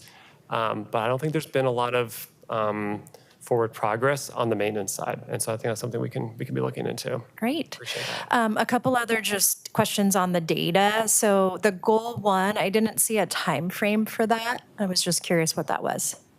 Yeah, that one doesn't have a time frame. Intentionally. Well, because so the others are based on data. We know we've seen trends, reliable. We have reliable data that indicates trends for our street trees, canopy over our streets, and then citywide at the neighborhood scale. That data, there aren't those long-term trends to rely on for projecting forward. We didn't want to commit to something we don't know that we can do. Okay. So it's definitely a top priority for us, and we're already working on it with our priority service areas where we plant trees, but just didn't want to promise something we couldn't follow through on. So. Got it. And then on the goals, I noted the specific tree counts. You mentioned, one of them is the 1 per Portlander, which is an awesome catchphrase, I think, in terms of really activating folks around that goal. But I'm assuming there's some double counting. So for example, if we look at increasing street tree canopy, that's going to then help with the overall canopy, right? So you can look at it as each goal has a tree count, but also there's sort of interplay in terms of the goals, correct? Yeah, so that like citywide goal, 660,000, that's the total. Got it. But those street tree goals would feed into that too. Yeah. Got it. Thank you. Yeah, that's a great comment. We can try to clarify that in the plan too. Great. Vice Chair Thompson and then Commissioner Pouncil. Yeah, I have a few questions, so bear with me on these. I was wondering on the implementation strategy, the different goals that are identified and each of them have actions. Are the actions ordered in terms of priority level? So they're ordered in terms of time frame. So like ongoing are first things we can achieve in 1 to 3 years, and then 3 to 5, 5+. So generally in time frame, some of those things, I would say the earlier items are ongoing. They're easier for us to implement because we're already doing them, or they require less startup. They're not an entirely new program. So it's a little bit more about feasibility, but there is also a sense of, to the extent that we could include priority, we have done that. Does it seem realistic just from a funding standpoint? Is the timeline like with all the money that we need, we can do these things within this time period? Or is it we can do these things within this time period knowing that whatever, at least there's a lot going on with budget right now, I know, but to the best of your knowledge, they are realistic within those constraints? Yeah, we put together the actions in the end of 2024. So all the estimates and what we can complete, our timelines were based on that. We don't know yet exactly what our current budget will be for this fiscal year. It changes year to year. But based on the information we had at the time, it was accurate and realistic. Okay. I was just, it reminded me a little bit of, I think our last sustainability or our climate action plan, sorry. There were, similar buckets of goals and actions, and there were so many that sometimes it seemed like we struggled to really identify or prioritize like the things that are the most critical that we have to move forward. And so, it's just a general comment and question that I had here, knowing that there's a lot of entities that are talking about PSEF as an opportunity to make up whatever budget exists, budget issue that exists. There's discussion of budget cuts, so I realize that it's probably hard to predict much in the way of the certainty of any of these, but just having some really clear prioritization when there's like 8 or 10 actions under each goal of like with the money that you do end up having, like, you know, the ones that are most important to move forward. And it might not always correspond to just the timeline. And so if there is thought to making that a little bit more clear in the report. And then this is sort of related. The other topic that I have general questions about is just capacity building within the community. And there are goals that are related to that. But that seems like the real opportunity here with all the budget issues that do exist, that many city services can't, you know, we don't want people going out and filling potholes on their own, you know, but tree planting and tree care, like it's something that people get really excited about. And so I was just kind of curious to understand a little bit more about how we're leveraging that to the maximum extent possible within this plan, knowing that there will always be budget issues and that PSEF funding, while great for the next 5 years, is definitely maybe not a guarantee going forward. Yeah, I can speak to the community capacity part, because I think that is, there's kind of a few different ways to look at that, I think. And the first is we are currently growing and need to continue to grow the partners that we're working with. I think there's been a lot of growth and change and improvement on that front over the last few years. And just looking specifically at the tree planting organizations that we work with. So there's been sort of like 3 tree planting contractors the city has worked with kind of over the last 10 years. With PSEF money, with Equitable Tree Canopy, I think we're in a procurement round right now, but we're going to have almost a dozen that are include sort of smaller landscaping companies that haven't been in that fold in the past, but that we've done some outreach to, we've done training, and so they're now able to kind of secure some of these city contracts. Expanding the nonprofit partners that we're working with is something that's happening right now as well. And so that is something that it's been a big part of the PSEF money that we've gotten, is being able to build the sort of staff capacity to maintain those relationships with community organizations, expand the sort of pool of contractors that we're able to work with. I think there is also sort of a community call to action part of this plan as well. When we projected out the trees needed to reach our canopy goals, and we looked at what is the city's sort of resource to do on its own, there is a bit of a gap there still. And so we do think there is going to need to be tree planting and tree care that's happening outside of just what the city is able to offer directly. That's something that we've heard a lot about, of just a desire for that. So I think that's something that we want to be doing as part of this plan, is continue to make those kind of community connections and asking community-based organizations, what do you need from the city that can sort of leverage all the capacity they have on their end too. So I think that's something that's been growing a lot within our program, and it's something that we're going to need to do to actually achieve a lot of this. Yeah, okay.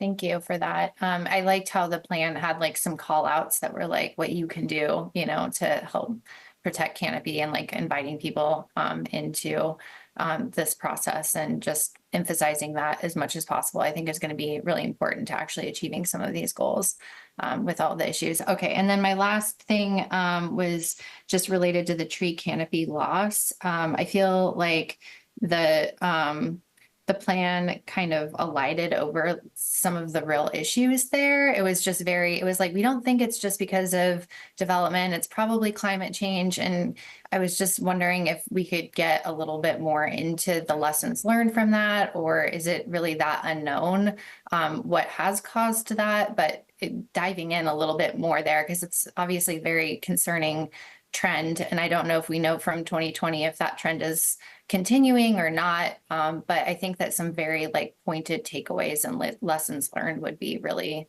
helpful in that area. Yeah, and I think that's other feedback that we've heard too is being more pointed and specific in terms of what we know about canopy change. It is all the things that you listed. It's interesting where we saw canopy change. We did see it sort of across all zones, but natural areas saw a lot of decline.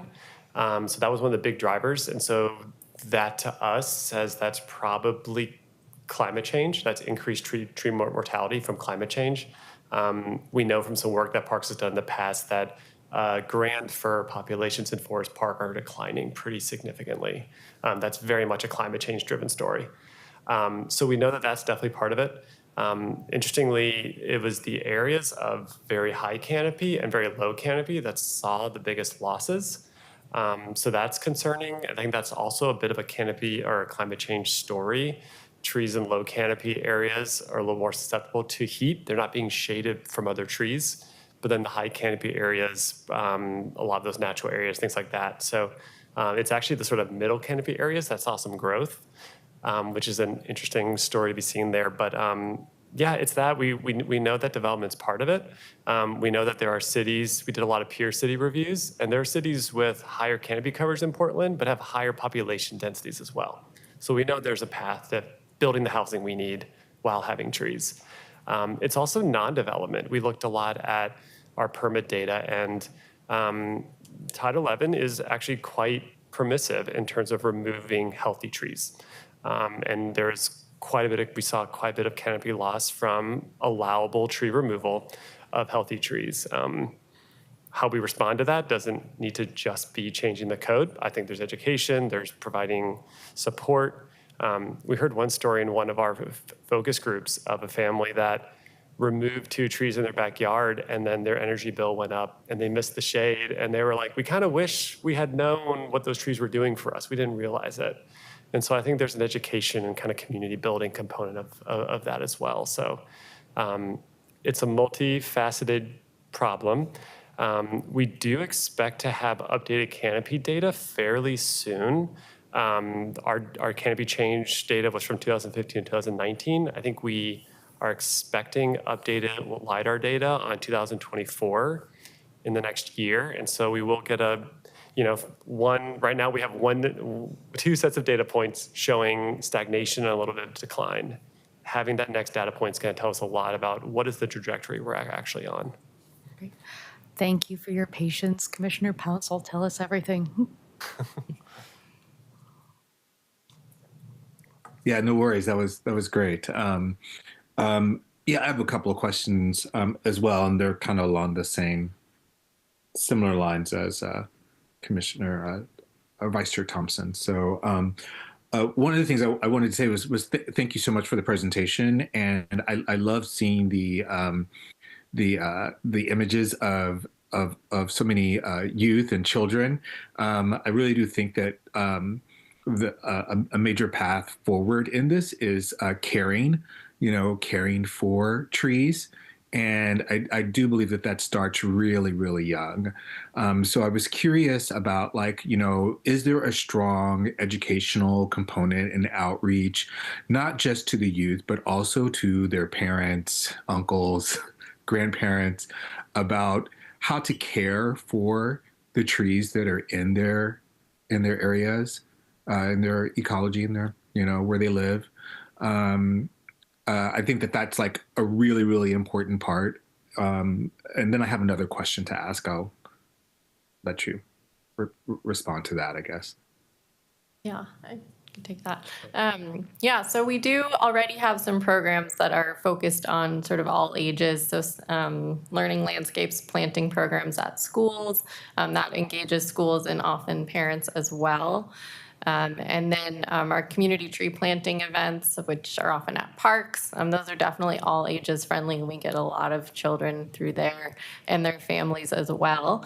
But as part of this plan, we have more actions to expand our education and outreach.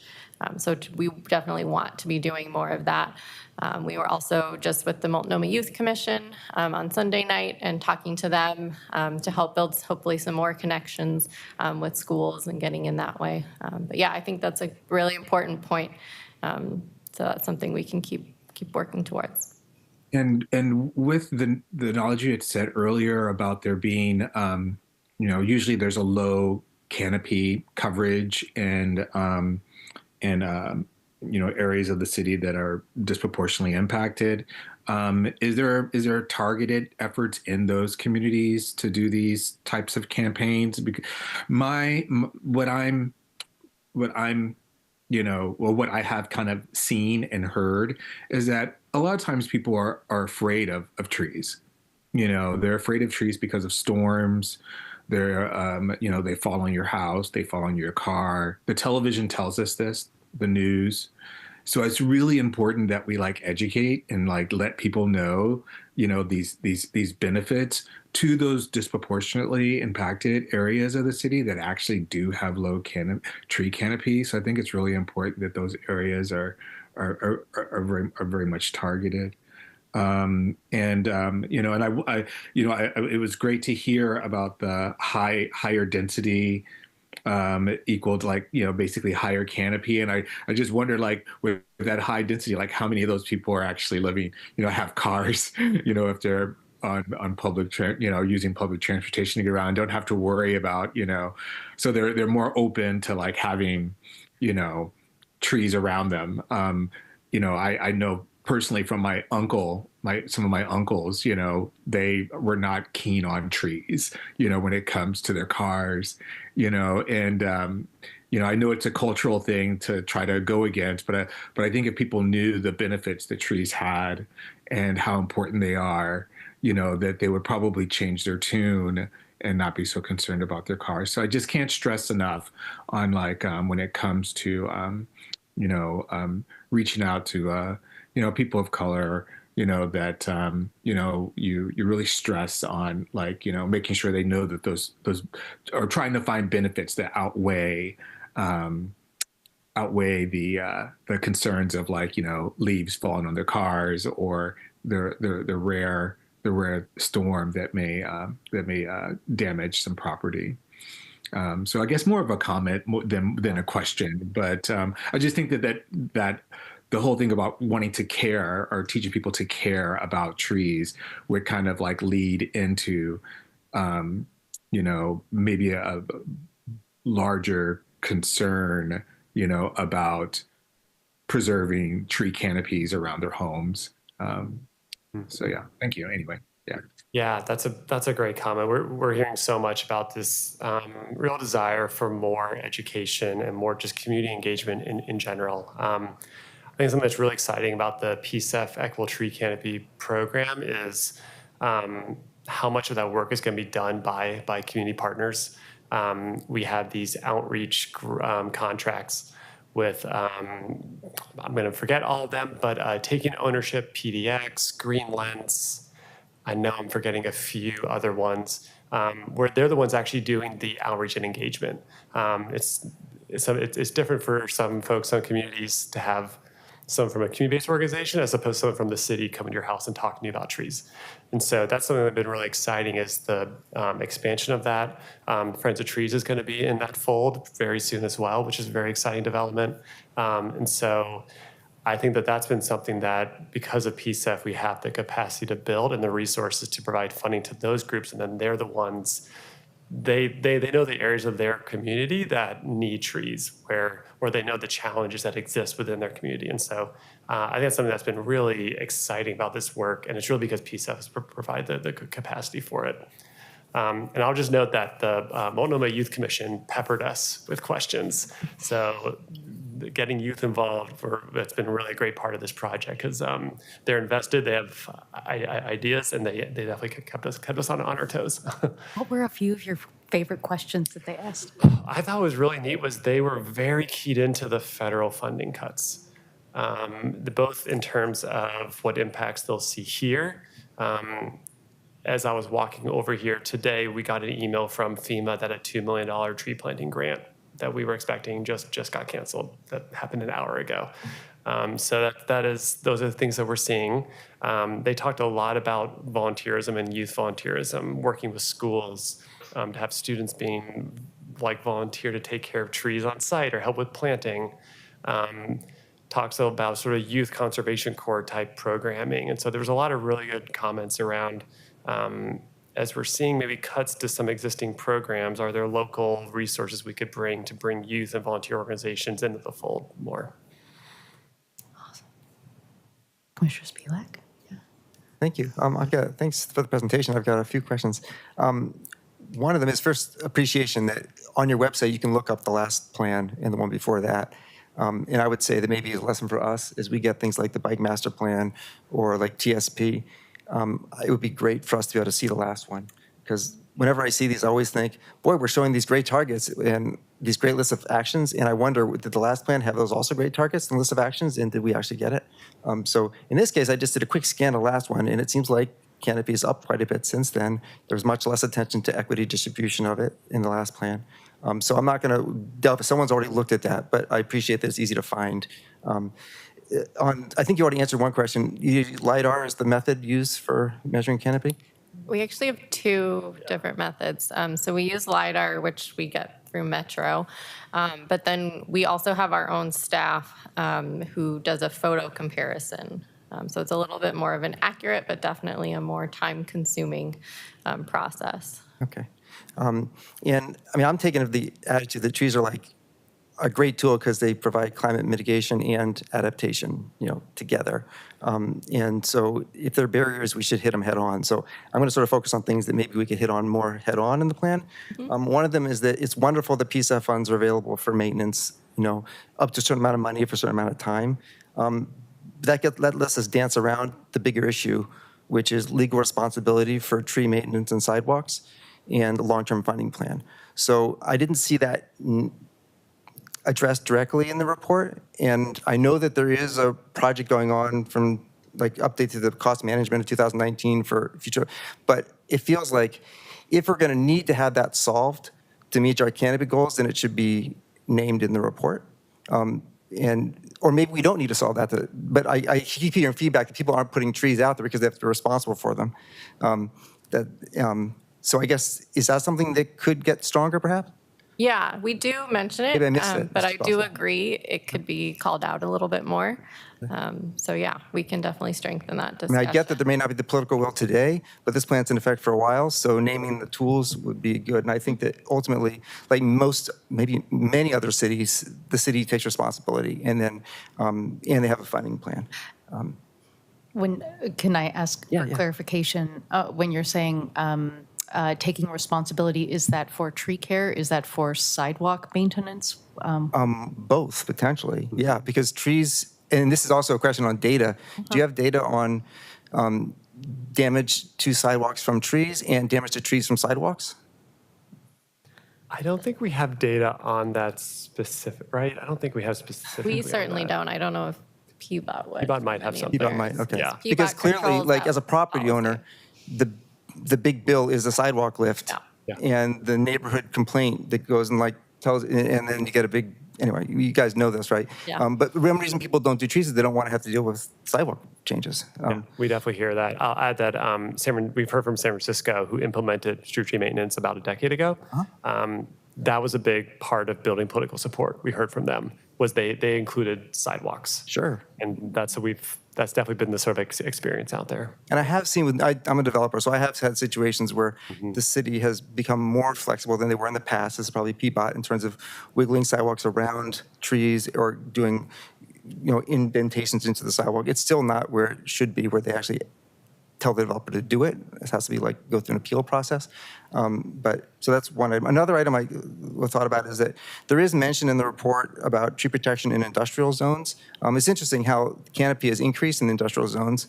And my guess is that we haven't done a lot of industrial development and trees get bigger. Maybe it's why, but I'm seeing head nod. But we've been waiting for years at this body to have a code update to manage trees in industrial zones, and we haven't seen it yet. And I would love to see in this document a call out for that code update and a timeline better than 3 to 5 years. So that's section 4.7. is one of them. To see when, because I know it's been tied up with EOA and all that, but sometimes we get impatient and bodies do that. And I am feeling impatient having been on this body for too long. One other question is, I think, process related. I look like if this were a planning, we're not the recommending body on this, obviously. And I'm guessing next step is city council. Is that right? Yeah, we'll be, really next step is getting all the feedback. We want to brief council committees in May and June, and then the Urban Forestry Commission would approve submitting it to city council. Okay, well, so we've got a that's few encouraging, steps. because I was reading the Urban Forestry Commission's duties just now. Yeah. And they have a big role in this. If I were on the Urban Forestry Commission, I would want to have seen this report, have a chance to comment, and then it goes to city council. So are you saying that they'll have a chance to comment on this report and We already do that? have. Oh, yeah, But yeah, we've- they will again. Yeah, they've been involved in the development this whole time, and then they will have a sort of formal vote, we think, in June, or most likely July, actually, to actually approve the final draft to go to city council. But we've met with them, I don't know, at least 10 times throughout creating the plan. Oh, so They've did been they heavily see the involved. precursor to this one? Or Yes. the draft before this one? All, yeah, kind of all. Yeah, I guess I didn't hear that from my urban forestry buds. Oh.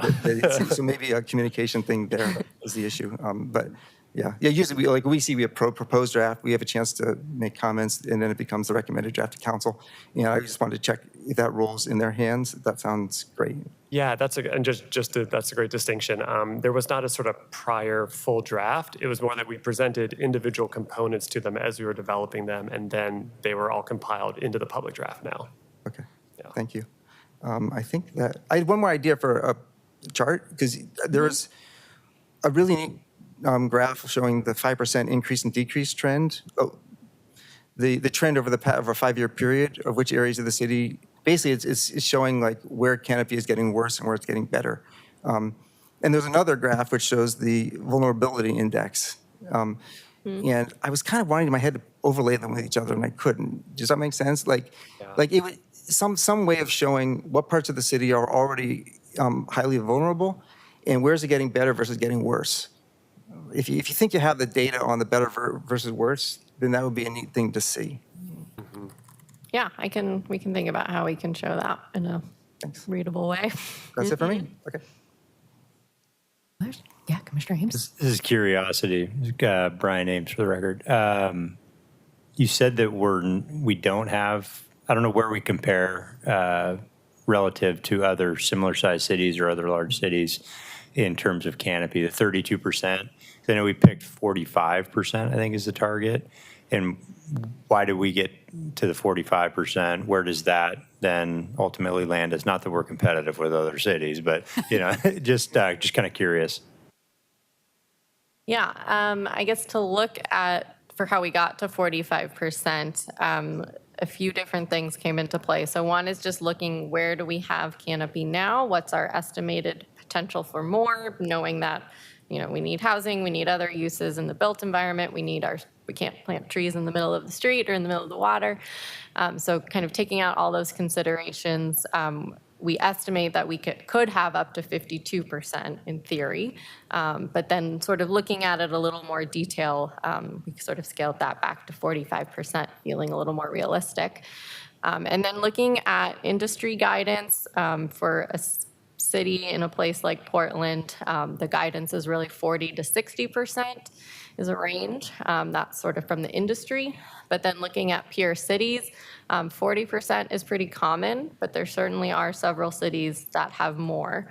And we know, as Brian mentioned, there are cities that have greater population density and have greater canopy already, not to mention also having higher goals.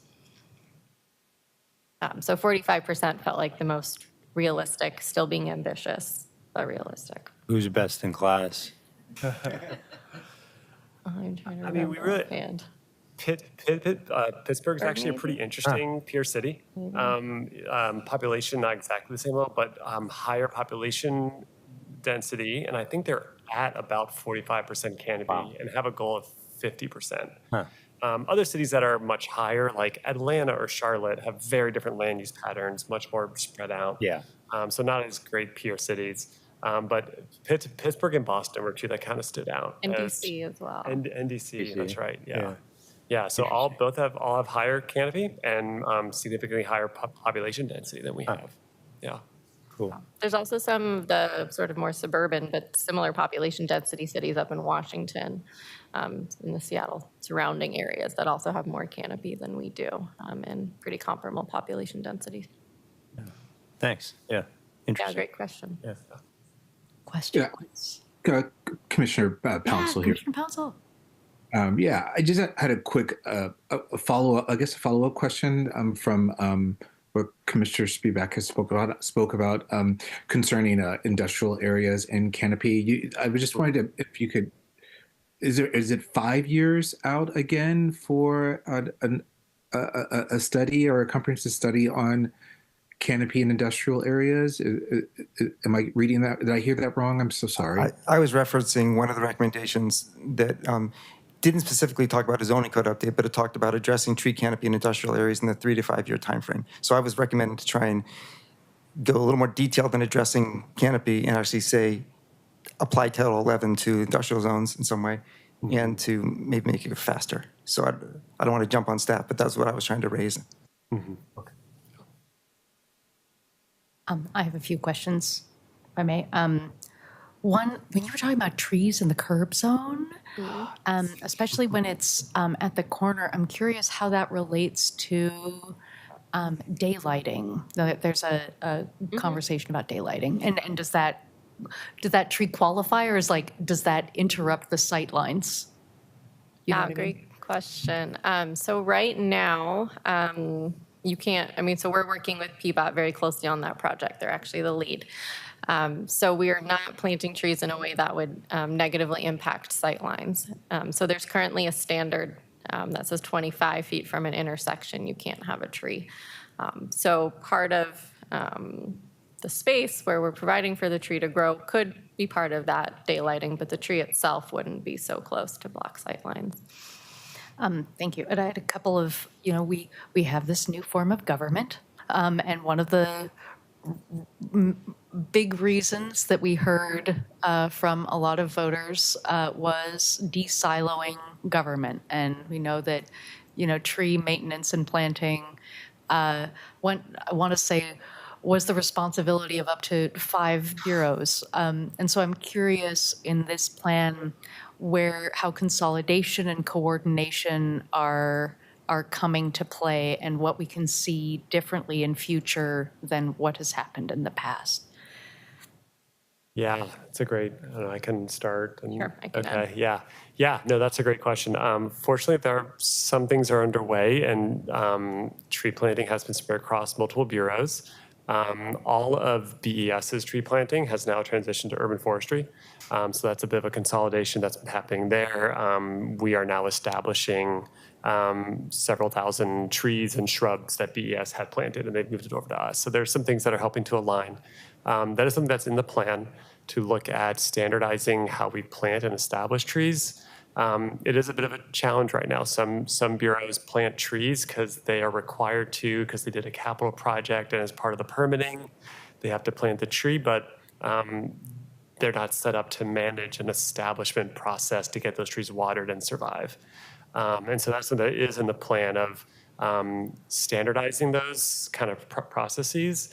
I will say, there's a recent success from that where, as part of PBOT's 82nd Avenue project, they will be establishing those trees planted in the medians for 5 years.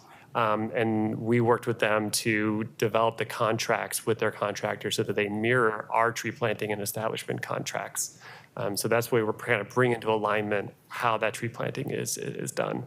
Another thing that's happening that I think is public is that Parks is in the Vibrant Communities service area right now. We're actually moving to Public Works effective July 1st. So I think that's also part of this, or the way the city is reorganizing itself to de-silo so that we're not doing the same activity but in different ways across different bureaus. Thank you for that. Going back to Commissioner Spivak's question about the order of operations in terms of, I'm curious the granularity of, so you're coming to us, going to urban forestry. then to Climate, Sustainability, and Land Use City Committee, correct? The council committee. If there is, so they would receive the, because this is the first plan really that we've looked at with this new form that has city council committees, right? So that's the reasoning behind my question. So the Climate and Sustainability and Land Use Committee would receive, I would assume, Urban Forestry Commission's or recommendation, right? That's our working assumption. Yes. Yes. Okay. Can I, because I'm also curious, like if the, you know, if that council committee's recommendations or their amendments that would go to city council substantively differ from urban forest, like how does that interplay? Because I assume that is a preview of coming attractions for when we are the recommending body. That's a great, and that's actually, we are working to get on potentially not just the climate committee, but other committees that might be interested as well. We're looking to get on their agendas in May and June with the idea that we're getting feedback from them early on so that Urban Forestry Commission can adopt and recommend a version that incorporates those initial feedbacks, because we don't want to have exactly the process you're describing where really significant changes are made by council after it's gone through all of this public review. So it's a logistics challenge, to be honest, that we're trying to get on to have. There's a lot in front of council right now, but that is our hope. But I don't believe there's sort of like a process that's in place to facilitate that. So we're kind of trying to create it ourselves right now.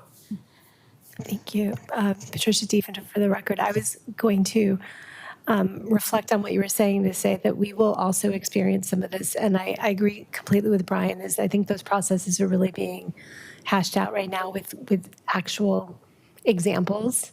So I'm kind of happy that they're going first. You're welcome. Yeah, so we can learn from that. And I think that is one of the peculiarities of a council committee system, is like, I think there's some, if it's not really specified in code, there's some judgment call associated with how much change, you know, can the council committee or council make before it might legitimately need to be looked at again by the advisory or recommending body, right? So I came from a city that had a committee system like that, and I think, you know, it was a, like, substantial deviations. You know, there was conversation, and each project was kind of looked at sort of on a case-by-case basis to sort of have a gut check as to whether that change was so significant or not. But anyway, I think the approach that they're following, at least in the beginning here, to go to the committees first and kind of get a gut check from the council committees about what they are thinking, probably will facilitate a smoother process. And I think that when we have a few of these projects, we'll start to have a better sense of how that will work in practice. Yep. Great, thank you. And for disclosure, until last Friday, it was for a month with part-time with Councilor Koyama Lane's office, who's the vice president, and I know that they were talking about, she through her office was talking about how do we right size, or how do we work with advisory committees to ensure that community members' time is valued, and that is a meaningful interchange. And I know that I've heard a number of times Councilor Conall from the dais talk about the importance of making sure that we're all kind of rowing in the same direction among advisory commissions. Those were most of my questions. Other questions, thoughts? This is great. Okay, I'm curious. So we have 5 days, you have 5 days left for public comment.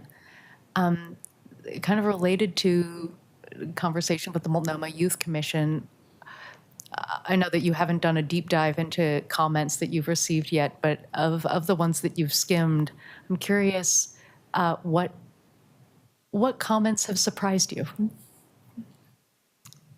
or delighted you? Yeah, I don't think any of them have really been surprising because it's sort of been echoing things we've heard along the way. I mean, I guess one thing we've heard is there's a lot of, and this may be less so changes to the plan, just a lot of urgency, a lot of kind of climate concerns. I just saw that I think Wall Street is starting to now project 3% Celsius temperature increases, that we're going to blow past 2% global temperature increases. And I started to think about, okay, what does that future look like for Portland? Are we prepared for that kind of climate scenario? And I think that kind of just trepidation and anxiety, I think we have heard, and we hear a lot of just urgency around how we communicate what we want to do, urgency around implementation, urgency around protecting the funding that's there right now to make these things happen. So I feel like that's been the sort of thrust of a lot of what we've heard is just Portland following through with the various climate commitments that we have. But trees tend to kind of embody that for a lot of folks, I think. Yeah, I think we've also heard a lot of excitement. Like I actually keep getting calls and emails from folks saying, come present to my group. Like we want to know what we can do to help work towards this plan. So there's just a lot of excitement to get it into action. One thing when you were talking about the Youth Conservation Corps idea that Multnomah Youth Commission had and just how I don't think it's uniquely Portland, of course, but I really appreciate, I've heard similarly, like the urgency, and usually with that, the how can I step up? Like what, you hear that with Friends of Trees, how many people they just surpassed their millionth tree planted, right? Like that, that sense of co-ownership and how that relates to our sense of our city's belonging, and how we move from trepidation and dread, climate anxiety, whatever words you want to use, to agency, and how we move forward together with this plan and beyond, that allows us to be co-creators of our shared story. We have 10 more minutes. We are not the recommending body. We can offer a transmittal letter or a letter, correct? Yeah, I Should think we that wish would- to? Yeah.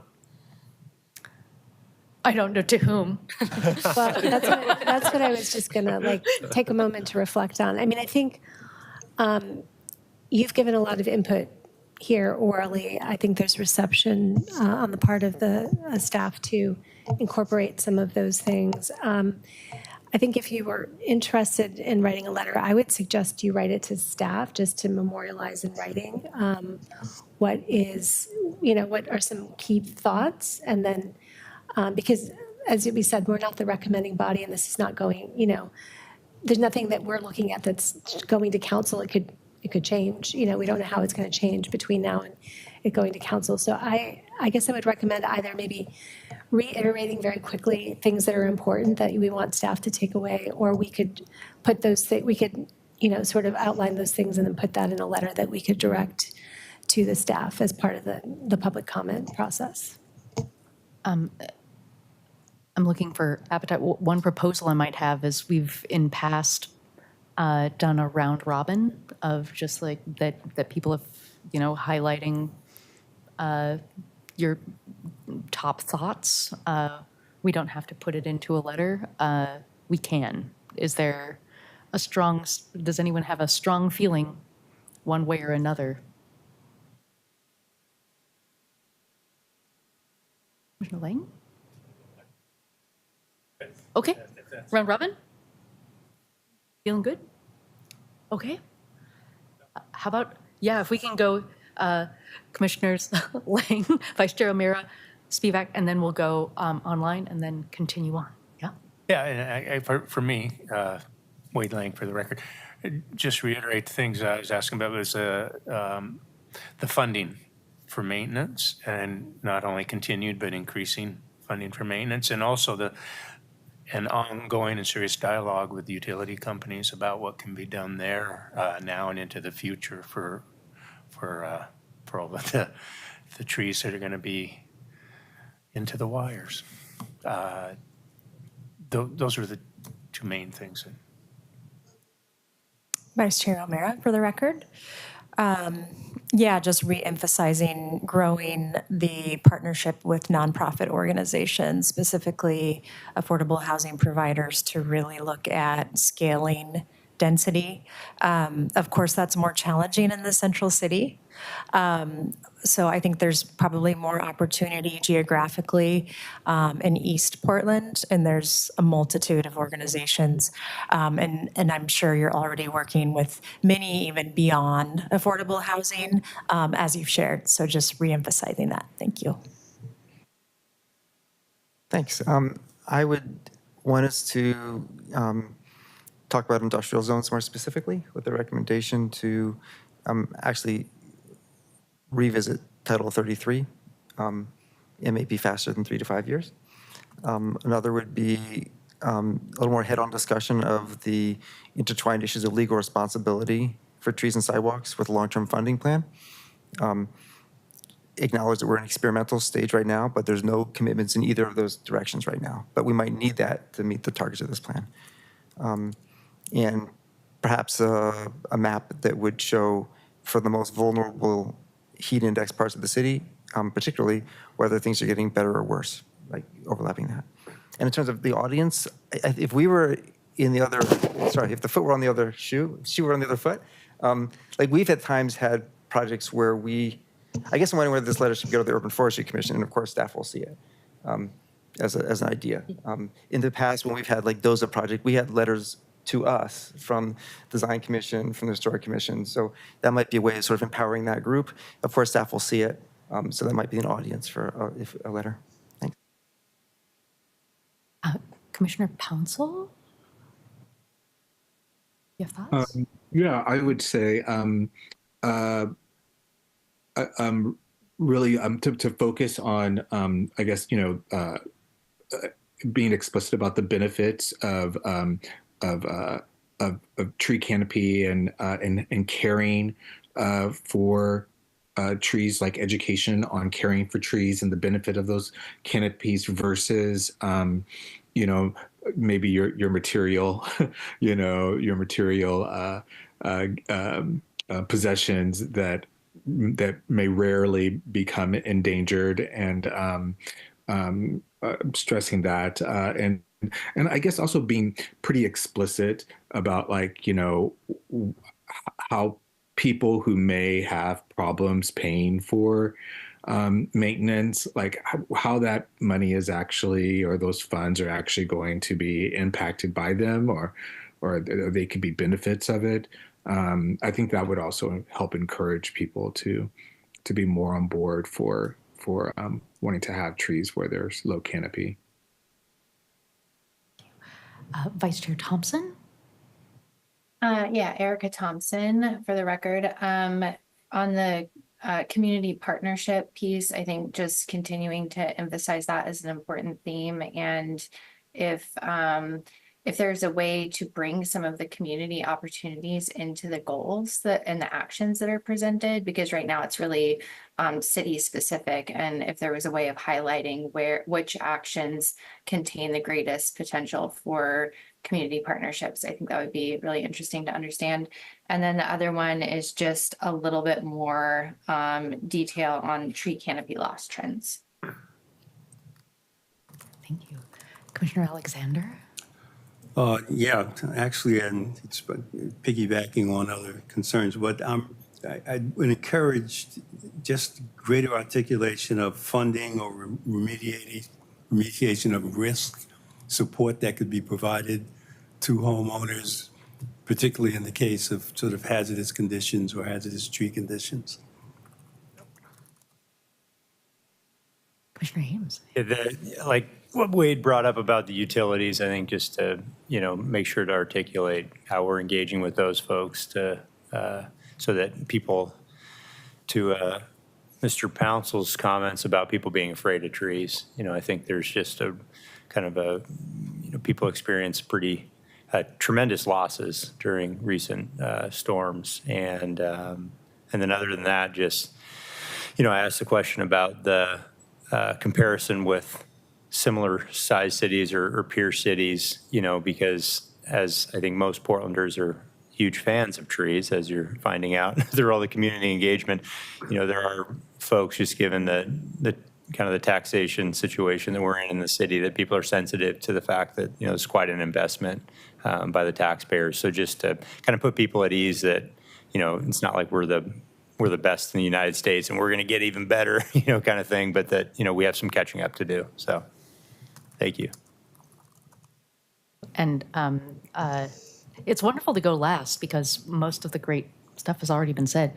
I think related to, you know, our streets, now that I'm apparently the TSP committee person, I will preordain the liaison role and talk about the fact that our roads comprise about a third of the lands within our city, right? And so looking at and in East Portland and in West, you know, we have a council has put forward, councilors have put forward a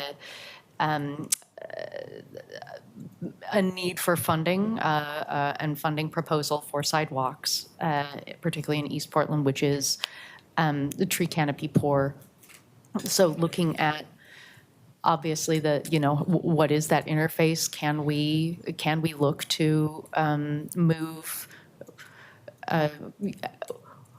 How can the urban forestry plan be a mechanism for having a conversation about who owns sidewalk maintenance and what that looks like when coupled with tree investments?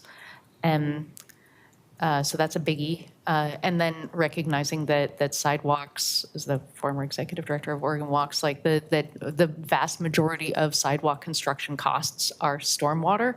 So what, how can a future, TSP conversation plus urban forestry look at different stormwater treatments that might bring down sidewalk costs and tree maintenance costs? Is there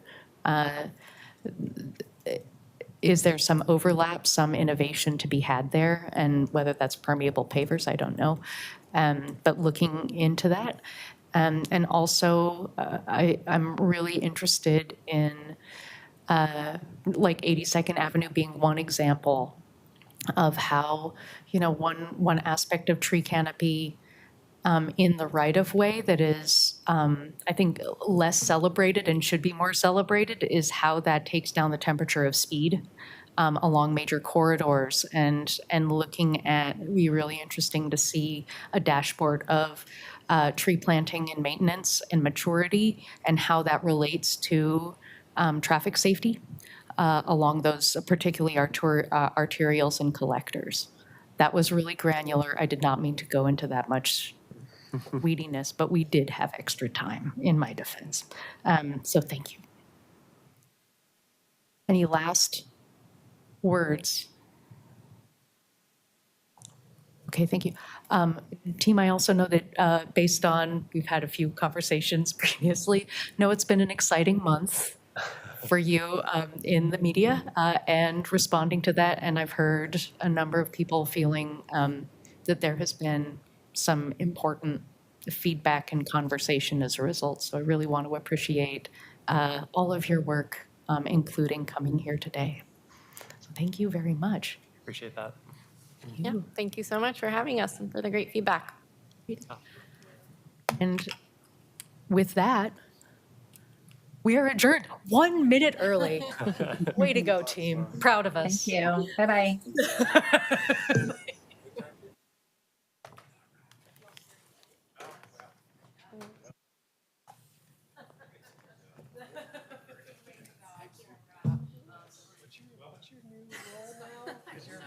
You're still here, but Still here for a minute.